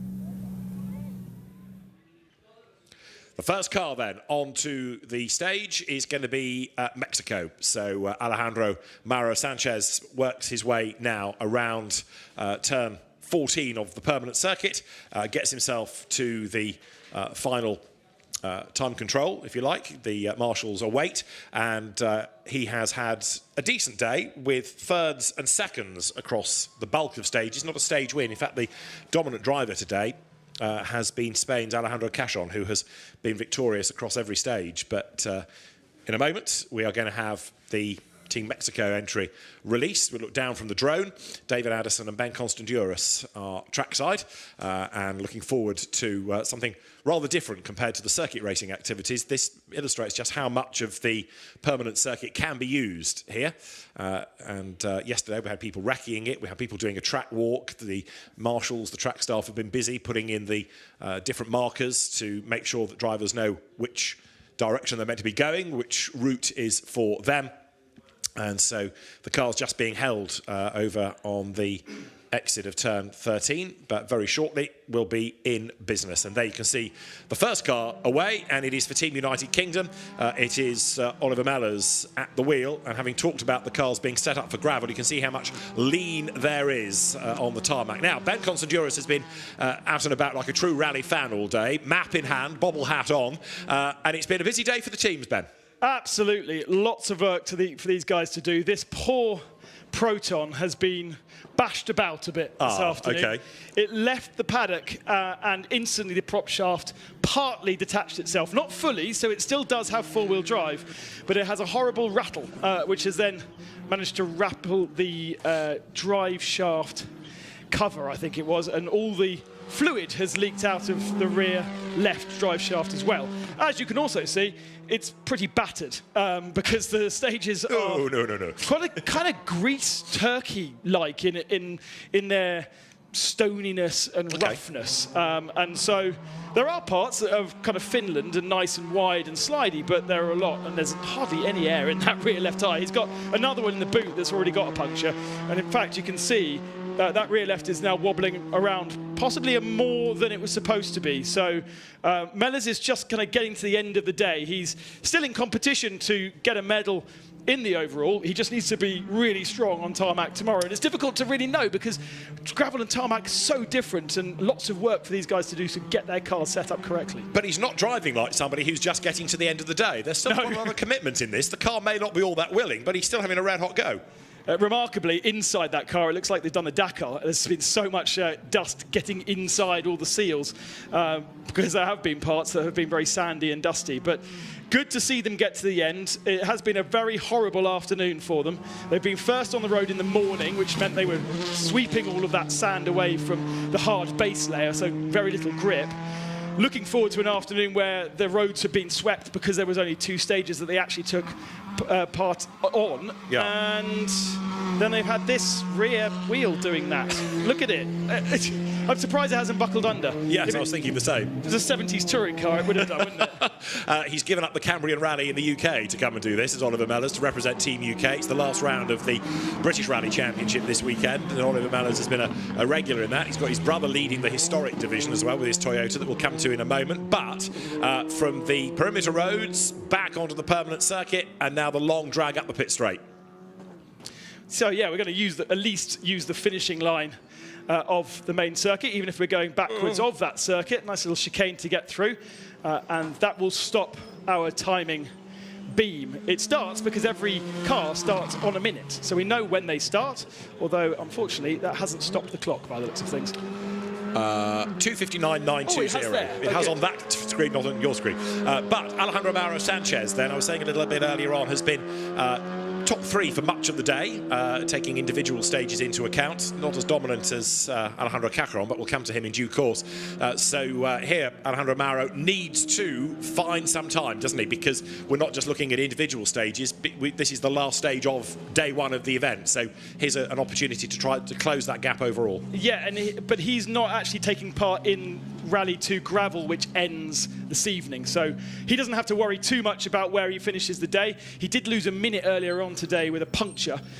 He didn't change the tyre, therefore just got to the end of the stage with a slightly, well, not slightly ruined, it was completely ruined, the tyre, and did a bit of damage to the bodywork as well. But Mauro Sanchez, really one of the favourites for Rally 2 across the board, and has managed in the last couple of stages to get himself back ahead of Oliver Mellors after losing that 1 minute with the puncture, but also partly because Ollie's car's been also horrible, as we found out. It has been a brutal day. Tomorrow on tarmac, it's lovely. The Spanish roads, as you would expect, nice and smooth, but they did find some amazing gravel stages. For the first time, of course, in the Motorsport Games, to have gravel, and it's been quite spectacular out in the hills. And we're not talking Mickey Mouse stages, are we? I mean, stage 6, the most recent one, it's a 10-minute stage. So there's a lot of mileage in there. These are good roads. Yeah, 14 kilometres each of them, actually. I don't know how they've managed to do that.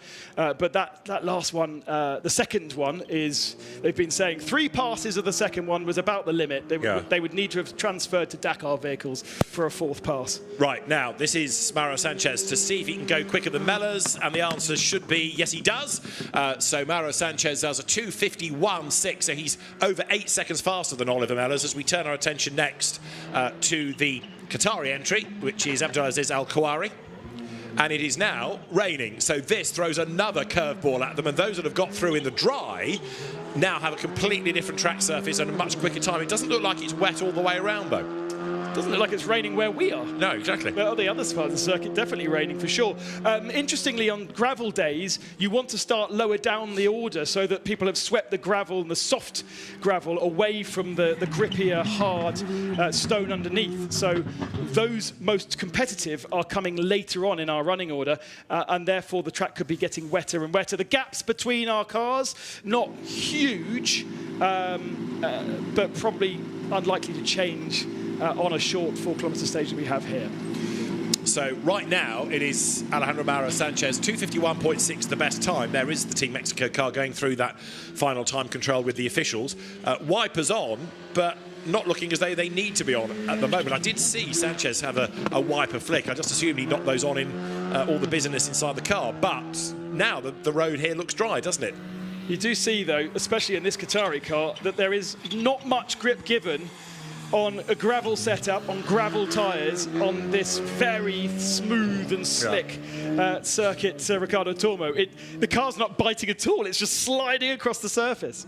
It's great to watch, but it must be hell inside the car, mustn't it? Because it's just not doing what you want. And Abdulaziz Al-Khouari, he's no slouch, but these are rather different roads from those that perhaps he is used to in domestic rally competition, as he now with the Skoda accelerates up towards the chicane and then towards the flying finish.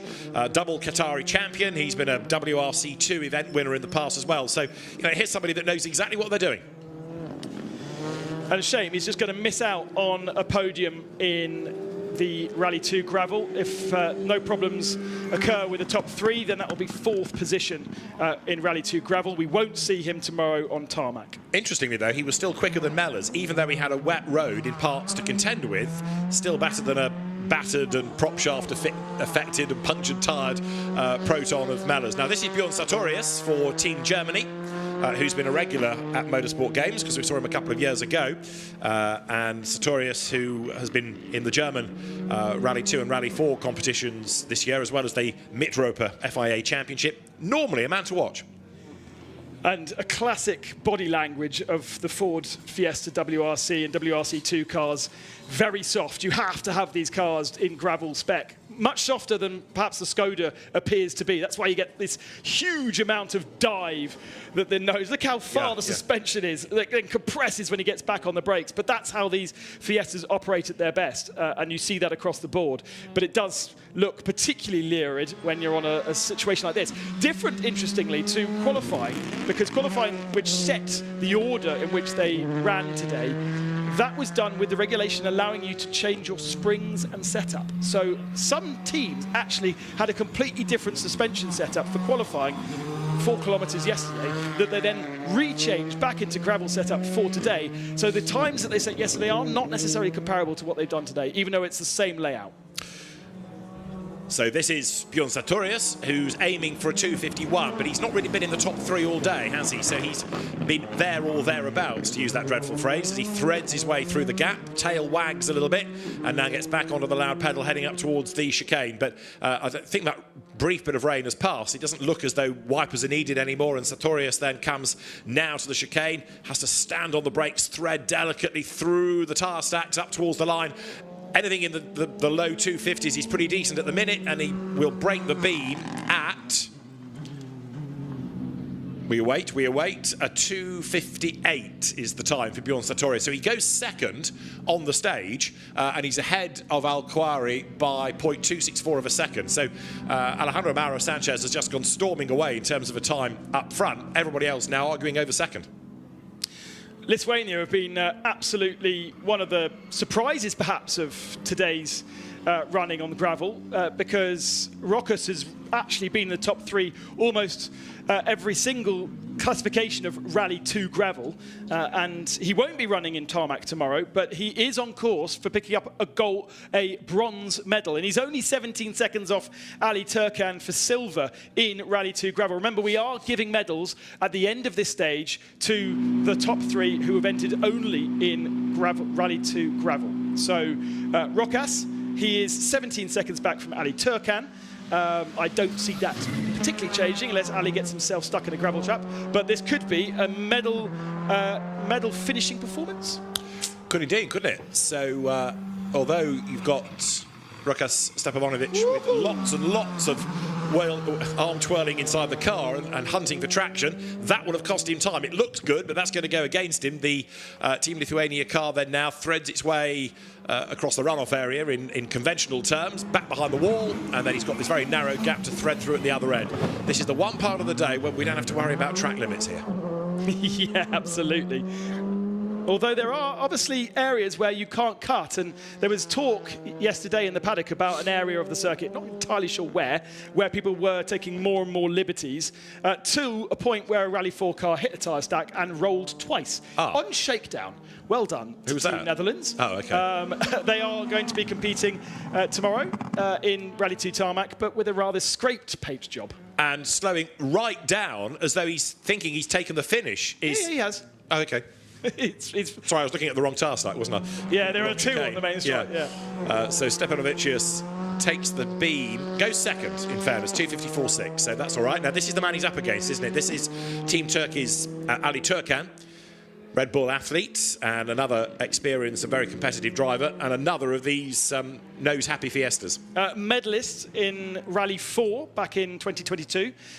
In the front-wheel drive only car. He's really been in a Rally 3 ever since, which is a four-wheel drive car, but with less power than this Rally 2 version. And he's actually leading the Turkish Championship in that car against people in Rally 2 cars. So doing a really, really good job, but doesn't have the experience of Rally 2 as such. So hasn't been quite on the pace of the Spaniards who have dominated today, but has been comfortably sitting in that second position. Has a punctured tyre in the boot of that car that he got at the end of the first stage of the loop. But otherwise, the car looks really clean. He's obviously driven it well, and sadly not able to fight against Spain in both categories today.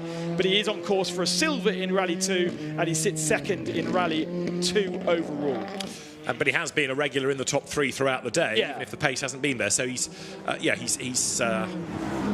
maybe not got the ultimate pace, but it's been a good, solid day, despite that puncture, as you say. So Ali Turkan now up towards the first task stat, the chicane, and then he's up towards the timing beam, and still a 2:51 is the best, but at the moment 2:51 plays 2:54, and into the chicane he comes. So Ali Turkan is going to put himself where in all of this? The answer as he gets to the timing beam will reveal itself in a moment, because Ali Turkan is about to stop the clock.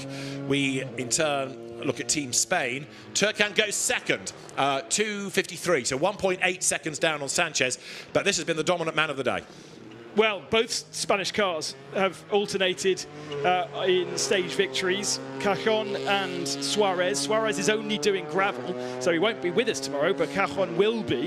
And so, in theory, you'd say, well, Suarez should be the one that is the more dominant. And they are both leading their respective categories. But in overall time, in the afternoon, Suarez has lost time consistently to Cajon, whereby in the morning it was stage wins to Suarez, but by only a second or two, whereas Cajon's taken big chunks. So that bodes well for Spain tomorrow as well, because that Toyota Yaris will become a tarmac spec car tomorrow. Everything stiffens up, lowers down, looks more aggressive. 3 hours work for the Theo Martin Motorsport crew to do after this stage. And for the moment, it does look as though he's on course to hold firm at the head of the field by over a minute and a half by the end of this stage. It's Suarez who will be picking up that Spanish medal if he can complete this stage. Now, rallying is big in Spain, motorbike racing and rallying, two really popular branches of motorsport. How much local knowledge is there for the Team Spain drivers on these roads? Well, there is a local rally based out of this circuit, and it does use some of the tarmac stages, but the gravel stages are pretty much new to everybody. And to be honest, they had so many different types of gravel and different types of road. It was a really epic kind of stage that they've managed to put together, because you've got some bits, as I said, that look like Turkey and Greece, and others that look like Finland, nice and wide. Some really red, sort of earthy, sticky, clayey stuff. A really good mix, but Spain definitely looking very, very strong. Right, so the timing beam goes Cajon, and that should put him up to the top. He does 2:49. That's the best time of the stage. Another stage win for him then, continuing this somewhat dominant day overall, if you ignore gravel for a moment. But the other Spanish entry is now the one that takes up attention. Yeah, so I've seen Suarez in the European Rally Championship mainly on tarmac, to be honest. The Madeira Championship. They have their own sort of subset of the Spanish Super Series, and he's absolutely dominant there. So interesting that he's chosen to focus on the gravel element, but he's obviously multifaceted, and there hasn't been a direct competition between him and his teammate in Spain because they are on different classifications. But I certainly have been looking at it, and I'm sure they have. The sunglasses, the cool sunglasses, were out at the regroup for Jose Antonio Suarez, even though it is dark as dark can be. Yes, but he is a double Spanish gravel champion, so he knows exactly what he's doing on that type of terrain, and he's making the tyres work on this tarmac surface. Very nearly in the gravel, knocks the cone over as he goes. What was I saying about track limits? Right now, pushing on, Jose Suarez, 3 times the Spanish Rally Super Championship winner, and making the car absolutely dance, coming up through turn 2 on the racetrack. What's remarkable about both Spanish crews is they've not used any spare tyres. I always have a quick look in the boot, and in these cars, you can easily see where the 2 spare tyres are sitting, and they are fresh as can be. Everyone else has been scrabbling around with tyres. The tyres didn't look particularly well used, and the ones in the boot hadn't been used at all. So it's been a very controlled day by Suarez, and now he's able just to finish off those Pirellis. Here he comes then up towards the chicane, and this could be a stage win overall, and the one tarmac stage of the gravel rally. Up towards the timing beam comes Jose Suarez then, and up towards the beam, goes through. And disappointingly, only 4th fastest then. So in terms of an overall time, not great. Should be enough to give him a medal, though, within the gravel rally. And look at this for commitment. Loads of understeer. The car pushing out wide. Curb, clips the gravel. But hey, that's fine, because it's not a tree, it's not a rock, it's not a bush, it's not a ditch. Gets away with it. And then... that's not really a marshal. Clip the bollard, knock that out of the way. So Suarez taking the liberties on the racetrack here that you just would not do on a gravel stage. No, but if it's a bush, you would. You just aim for the bush.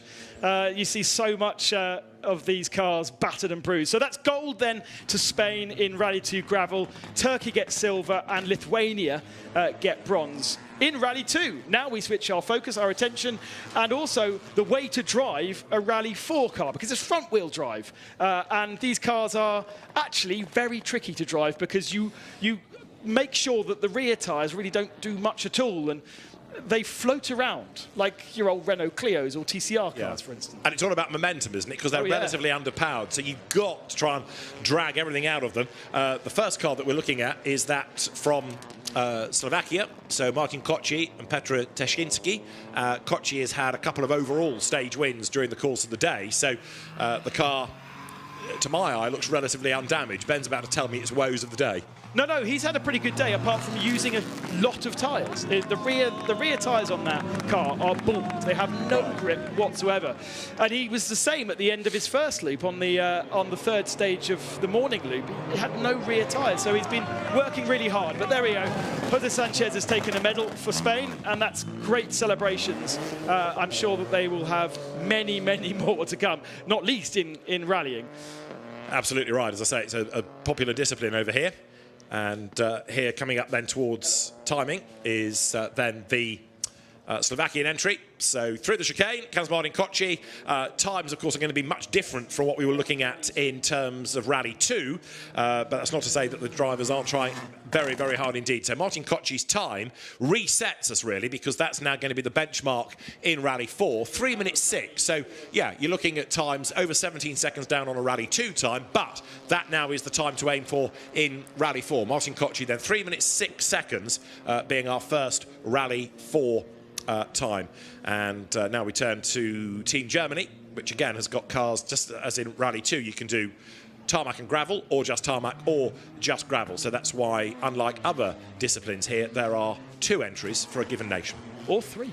Yes, sorry, true. You don't have to actually enter overall if you do the other 2, just to add complications to the mix. Or you can now enter overall and do all 3 days, but not enter the individual days competition, which is happening quite a lot, especially in historics. So Koci's main rival is Sergi Perez from Spain. Sergi Perez runs 3rd or 4th on the road. and I think he's had a little bit of an advantage by being further back in that running order. He was slow in qualifying, and he was purposefully slow in qualifying so that he didn't end up with a time too fast.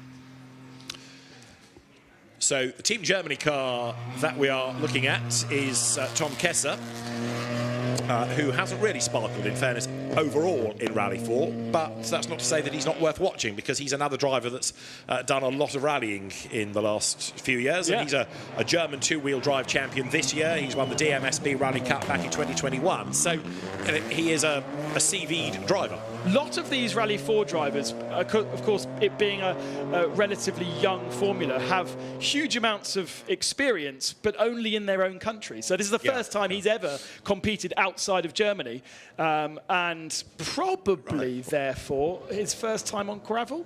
Because I think mainly the German championship is a tarmac-based championship. So he will be looking forward to tomorrow to being a bit stronger. And has gone quicker than Cocci, so only by 99 thousandths of a second, but he's put one over Martin Cocci, who has been a stage winner today. So that's a pretty good end to the day for Tom Kessler. Maybe it's feeling more comfortable on a tarmac surface, but even so, it's a stage win, or potentially a stage win, given good pace already. And because we're halfway through and we've got tarmac tomorrow, everything completely changes tomorrow. And someone like Tom, I think, will be a lot higher up on the order, and he'll start crawling back all the time he's lost from the gravel day. Yeah. This, however, though, looks like medal number 2 in quick succession for Spain. He needs to lose 20 seconds to Martin Cocci if he's going to lose that gold medal in Rally 4 gravel. He is a man that we will see also in Rally 4 overall, so he will be doing tarmac tomorrow as well, but he is registered to do a medal in tarmac, a medal in gravel, and a medal overall. He being Sergi Perez here, so this is the next medal in the offing for Team Spain. Pretty good start to the games, isn't it, with medals racked up on the Friday evening, at the very start of the weekend. So lights on, lights starting to fade. Sergi Perez, as you rightly pointed out earlier, completely different look to how they're being driven and feel to how they're being driven. You know, lots more understeer evident, less tail wagging with less power. Yeah, and with gravel tyres as well that are made to be soft to roll.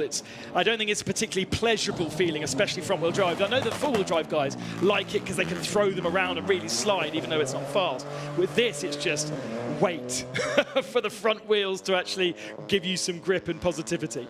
And what are we talking about in terms of engines for the bulk of the Rally 4 brigade? Quite a different selection of engines, but effectively they have to have their balance, so they have 5 kilograms per horsepower, and depending on what your engine produces depends on the weight of the car. But in this, it's all Peugeots. We've only got a couple of Opels tomorrow on tarmac, but the whole field has been Peugeot 208s. So that time offered up by Perez was the fastest, and 3 minutes 5.418, 1.2 seconds quicker than the opposition. As next we turn attention to India. Pragati Gowda, the Indian lady, is next, and somebody else with titles to her name, having been the Indian National Junior Champion, Indian Gymkhana Champion, and again, it just illustrates the global nature of the motorsport games, doesn't it? You know, you've got what you might call conventional rallying nations. Rallying is popular in India, but it's quite a commitment to come and do the games from that part of the world. Well, she's also competing in the French Gravel Championship this year, which isn't the more popular of the two, because tarmac gravel tarmac is the one for the French guys. She's had a bit of an adventure. She rolled her recce car on Wednesday before she got to stage 1. So the team had to drive a second car out to her so that she could complete the recce with her Brazilian co-driver. And then today in this afternoon's stages, damaged the radiator and spent 10 minutes repairing that. So was on course actually to be 3rd or 4th. But unfortunately lost 10 minutes in the middle of this afternoon, and therefore trails somewhat in Rally 4 gravel, but she's overall registered as well, so we will see her tomorrow, and the car should look a bit prettier tomorrow. But she's a rapid driver, is Pragati Gowda, so it's a shame, as you say, that she had that drama with the radiator and lost time. Brazil is currently being chased by the drone, as the Brazilian entry of Luis Stedili comes through. Now, Stedili has spent most of his day, in terms of the overall part of the event, being third. Yep, yeah, exactly. And the same for Rally 4 Gravel as well. So he's on course for a medal for Brazil. And the challenger was really from Team India, but that faded obviously this afternoon. So he's been left in the middle ground, not as close to the pace of Perez and Kochi, but good enough for a medal in third position. Yes, with Gouda cheesed off that she wasn't able to take the bronze, therefore. So there is Luis Stedili heading towards the end of the stage. And thread now round the back of turn 2 and then off the racetrack down towards turn 1, round the perimeter of that, back onto the circuit on the pit straight, and then up towards the chicane. Still to come, we've got the historic cars, which I think are most fans' favourites because of the noises and the memories they stir, but we'll come to those in due course. Rally 4 has been another popular initiative, though, hasn't it? A relatively cheap way of getting involved in international rallying. And these cars, if I put my FIA hat on for a second, are now lined up to be TC Light cars. Yes. So they can be put effectively a tarmac package as you would use on a tarmac rally, and you can now use them in tarmac championships. I think the French are already lining that up for next year. So quite useful that the engine, the chassis is multifaceted, so it could be a circuit racer or a rally car. And the nice thing about Rally 4 is that the manufacturers are getting involved. You know, there is the Stellantis Cup, for example, where big manufacturers are taking young drivers, trying to promote them and exploiting the benefits of rallying once again. So I know that the top level of WRC is very, very expensive, and yeah, it is manufacturer dominated, but manufacturers are looking at the platforms beneath. So Stedili up towards, very, very wide. I was going to say up against the barriers there because he got oh so close to the tyres, but he survives that, but time lost. On the handbrake, that's what we like to see. Well, glad they have a handbrake, because most modern cars now have a button or a switch, don't they? It's true. I reckon if you bought a Peugeot 208 off the shelf, it would probably have a button, right? Yeah. But for rallying, you need to have a bar. You need to have absolutely, to grab on, especially a front-wheel drive thing that you can't do anything with the rear wheels. You're on the bar quite a lot to get it to turn. Up to the line, up to the flying finish, then goes Luis Stedili as we look next at the Chinese Taipei entry of Hushan Li, the man behind the wheel.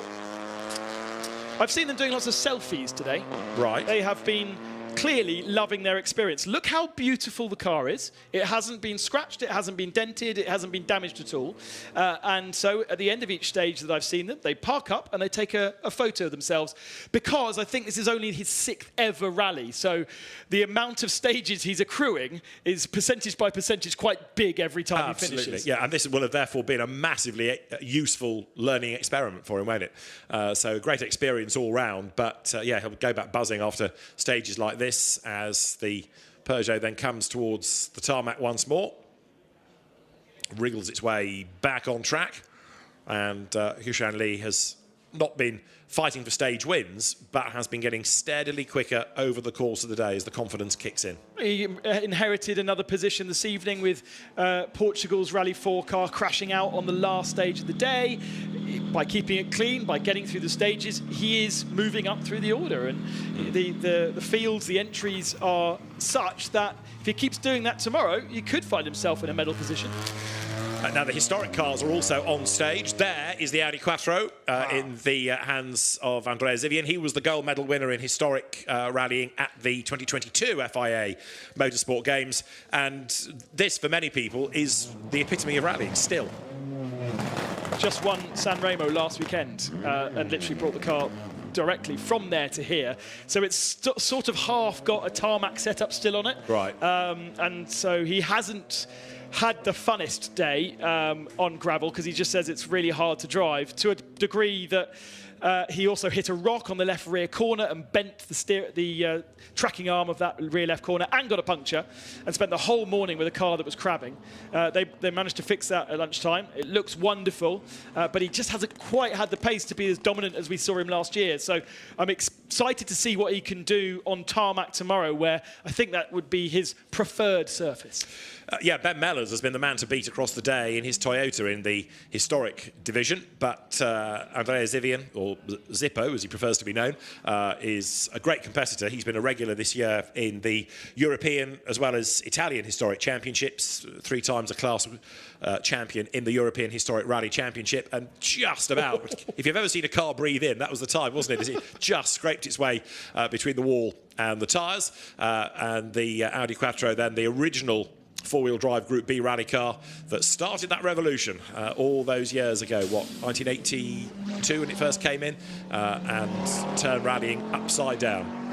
Some of these historic cars have got amazing pedigree. I don't know the pedigree of this particular one, but certainly the Celica that is leading by over a minute has Bjorn Voldegaard's name on the side. It has some old stickers as well.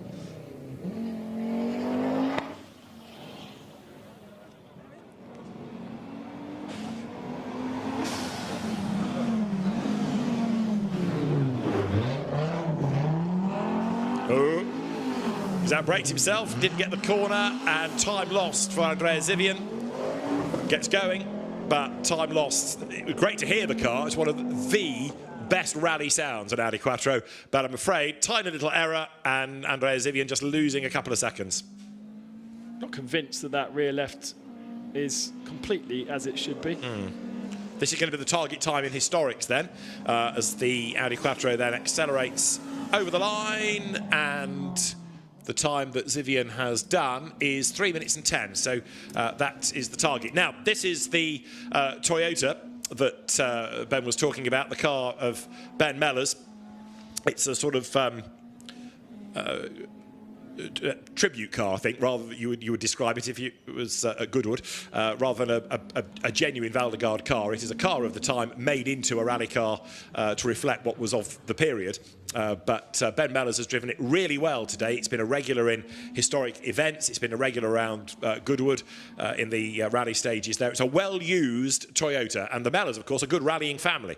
Dad has been very successful over the years as well. We've seen Ollie Mellors already. So Dad Chris watching on as here. Up comes the Toyota back to tarmac, and Ollie Mellors, then having rather dominated the day, is now trying to get another stage win, and barring a mistake should be able to do it here. He's got a 3 minutes and 10 to beat, but bearing in mind that Zippo with the Quattro, Andrea Zivian, made that mistake, it's advantage Mellors. You can see the side windows absolutely covered with the little scrutineering tickets from Goodwood, but the Toyota pressing on. Yeah, and Zippo could have cost himself a gold medal with that little mistake, because it is very, very close in historic rally gravel between himself and the Ford Escort Cosworth of Team United Kingdom and Ernie Graham. So this car, Ben Mellors, is entered into the whole rally, but is not entered individually into the individual days, and there are other Team UK cars entered into those individual days. And at the moment, we could be getting a medal for Team United Kingdom, but 0.3 of a second, we're going to have to pay great attention to Ernie and his daughter Anna Graham. The more you try and explain the difference between overall and gravel and tarmac, the more confused I get. I know, because I'm also not saying them right. It's been a long day. Fair point. Right, Ben Mellors then, to try to beat the Quattro, heads up towards the line and goes through with the stage time being slower, interestingly, a 3:15 as against a 3:10 from the Audi. So a lot of time lost relatively there. That's a big surprise, that. First stage loss of the day. Right, now no rally would be complete without a Ford Escort Mark II. And the good news is we've got more than one on this event. But Ernie Graham, who is a regular winner in historic events in the UK, he's been a winner in the European Historic Rally Championship as well. The care home owner comes then with the Escort Mark II with the Union flag atop it, down towards the next corner. Yeah, so a car that we won't see tomorrow, only entered into historic rally gravel, but could be on course for getting a medal for Team UK, willing it on by the looks of things. I don't know, their head nodding is with the brakes or them going, come on, come on. Zippo is the target. Zippo's time is the target, and just 0.3 of a second coming into this stage was the difference between the two. Incredibly close, because Ernie Graham managed to get a stage win on the last stage just as I was coming up here, and so that passed me by 33 seconds. So it's really, really close. Not many corners to go. Now, if an Audi Quattro makes a great iconic noise in rallying, so does an Escort Mark II. So let's have a listen to this as he comes down towards the camera.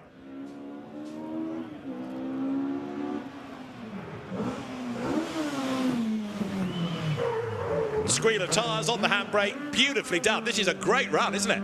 Yeah, I wonder whether Zippo had a problem with his handbrake, because we didn't see him do any handbrake turns whatsoever. But these latter cars have been able to rotate nice and quickly. The time really, really important here. One last hairpin to go.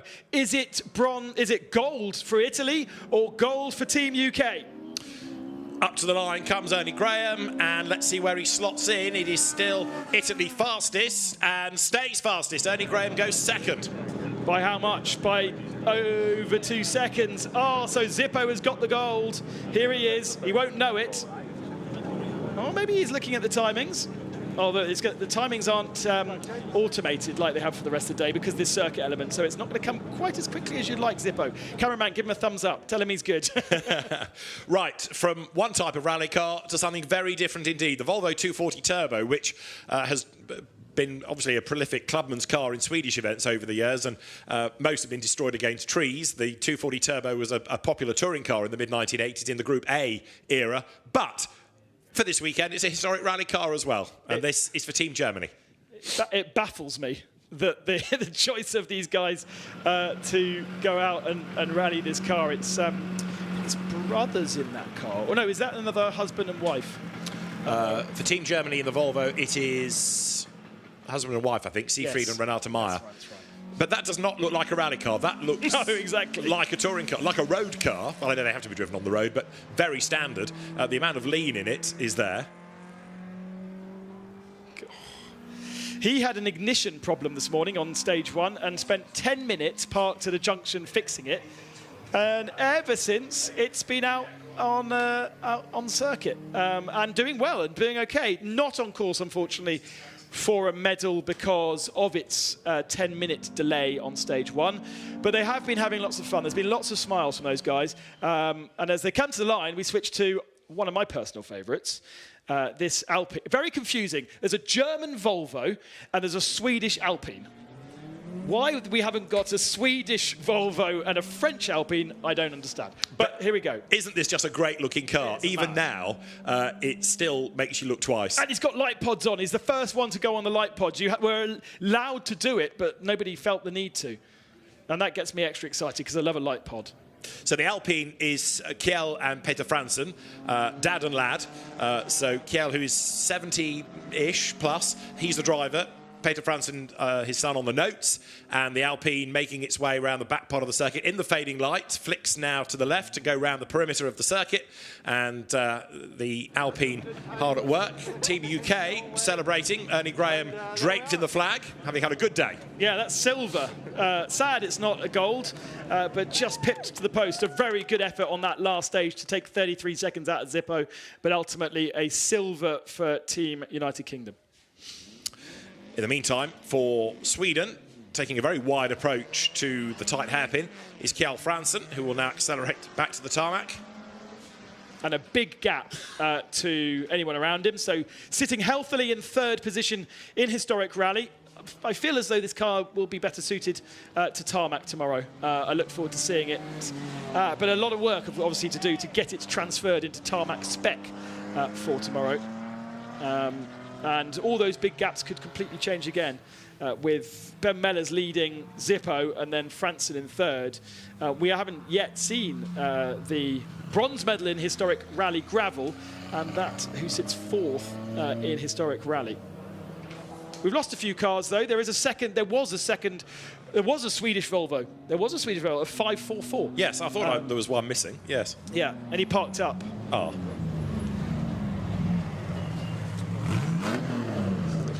And the Alpine getting itself through the final tight hairpin.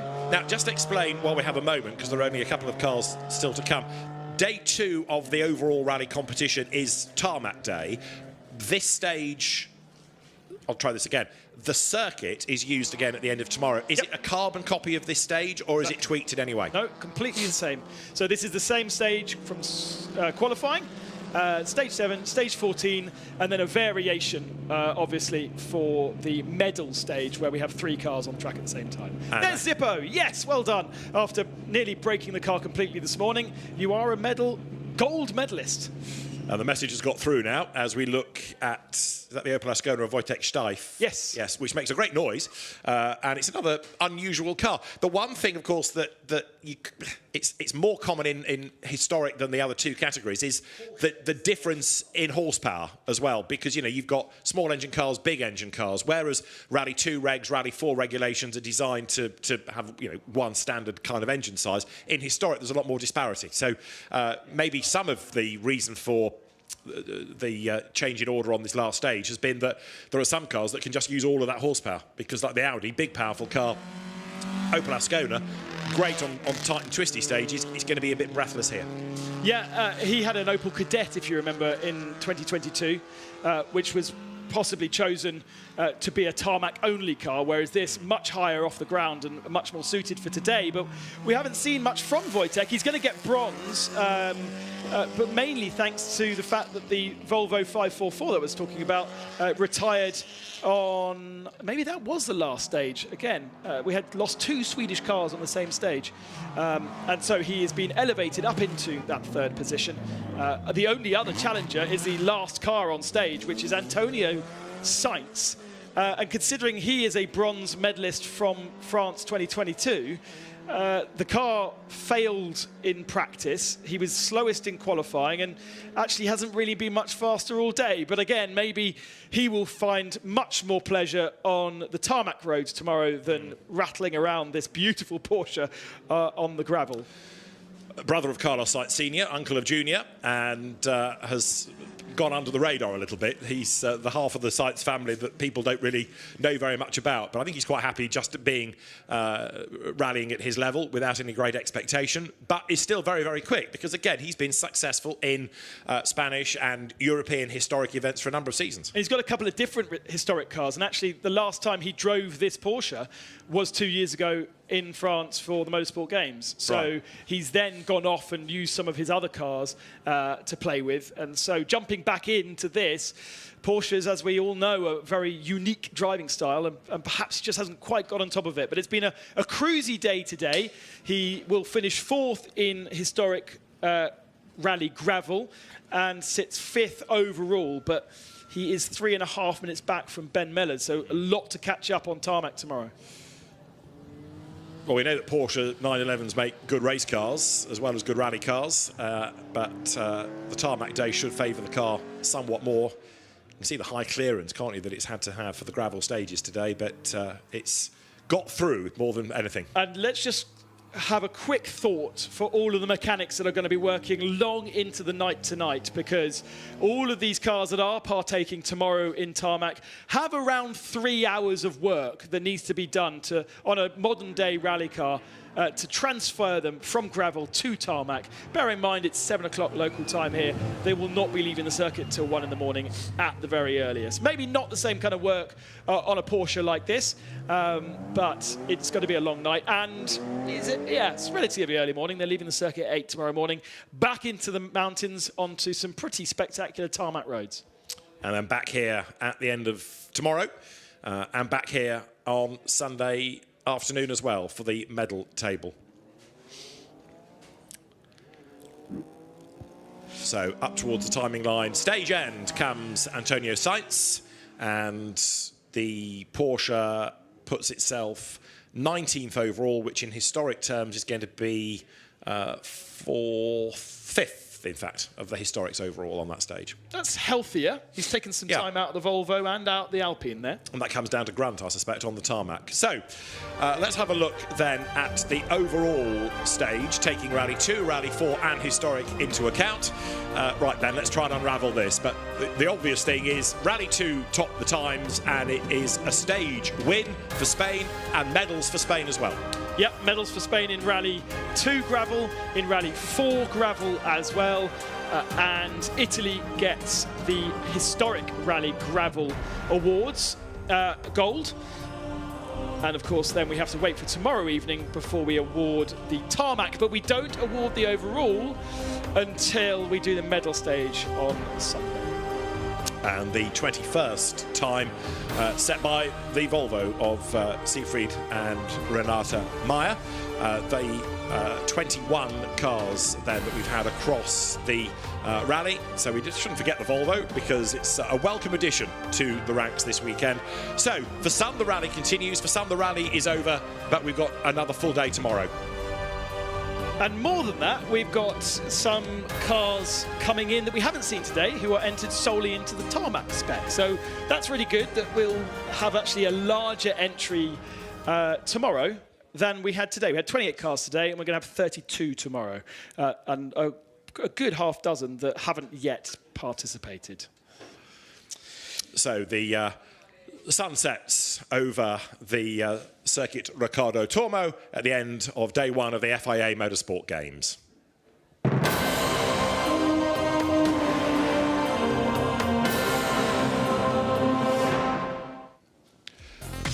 So let's have a look then at the Rally 2 cars on the stage. It was Ali Turkan for Team Turkey, who, having had a good day, being in the top 3 for the bulk of it, continued that by being third fastest here.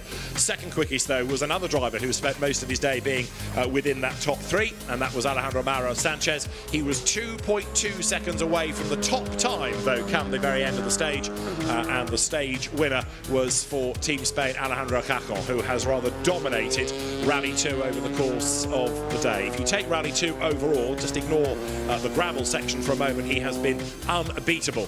Whereas on the gravel element of the rally, Jose Suarez took another stage win, and with it, a gold medal, because the gravel competition ends today. And so for Team España, the first gold medal, and it came through Rally 2. Jose Suarez taking gold.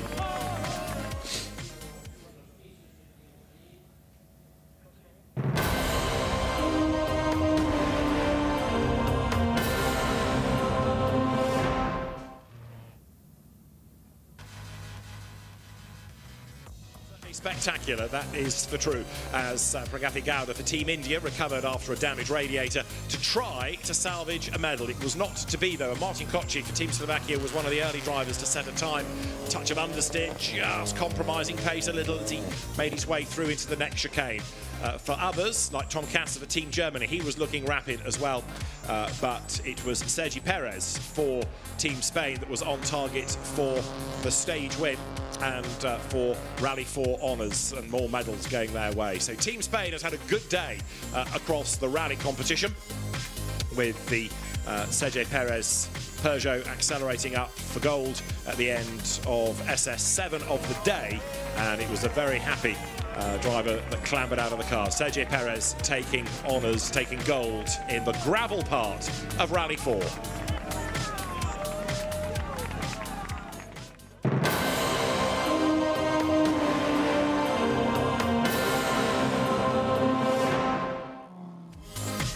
Historic rally action came at the end of the day on the Circuit Riccardo Tormo.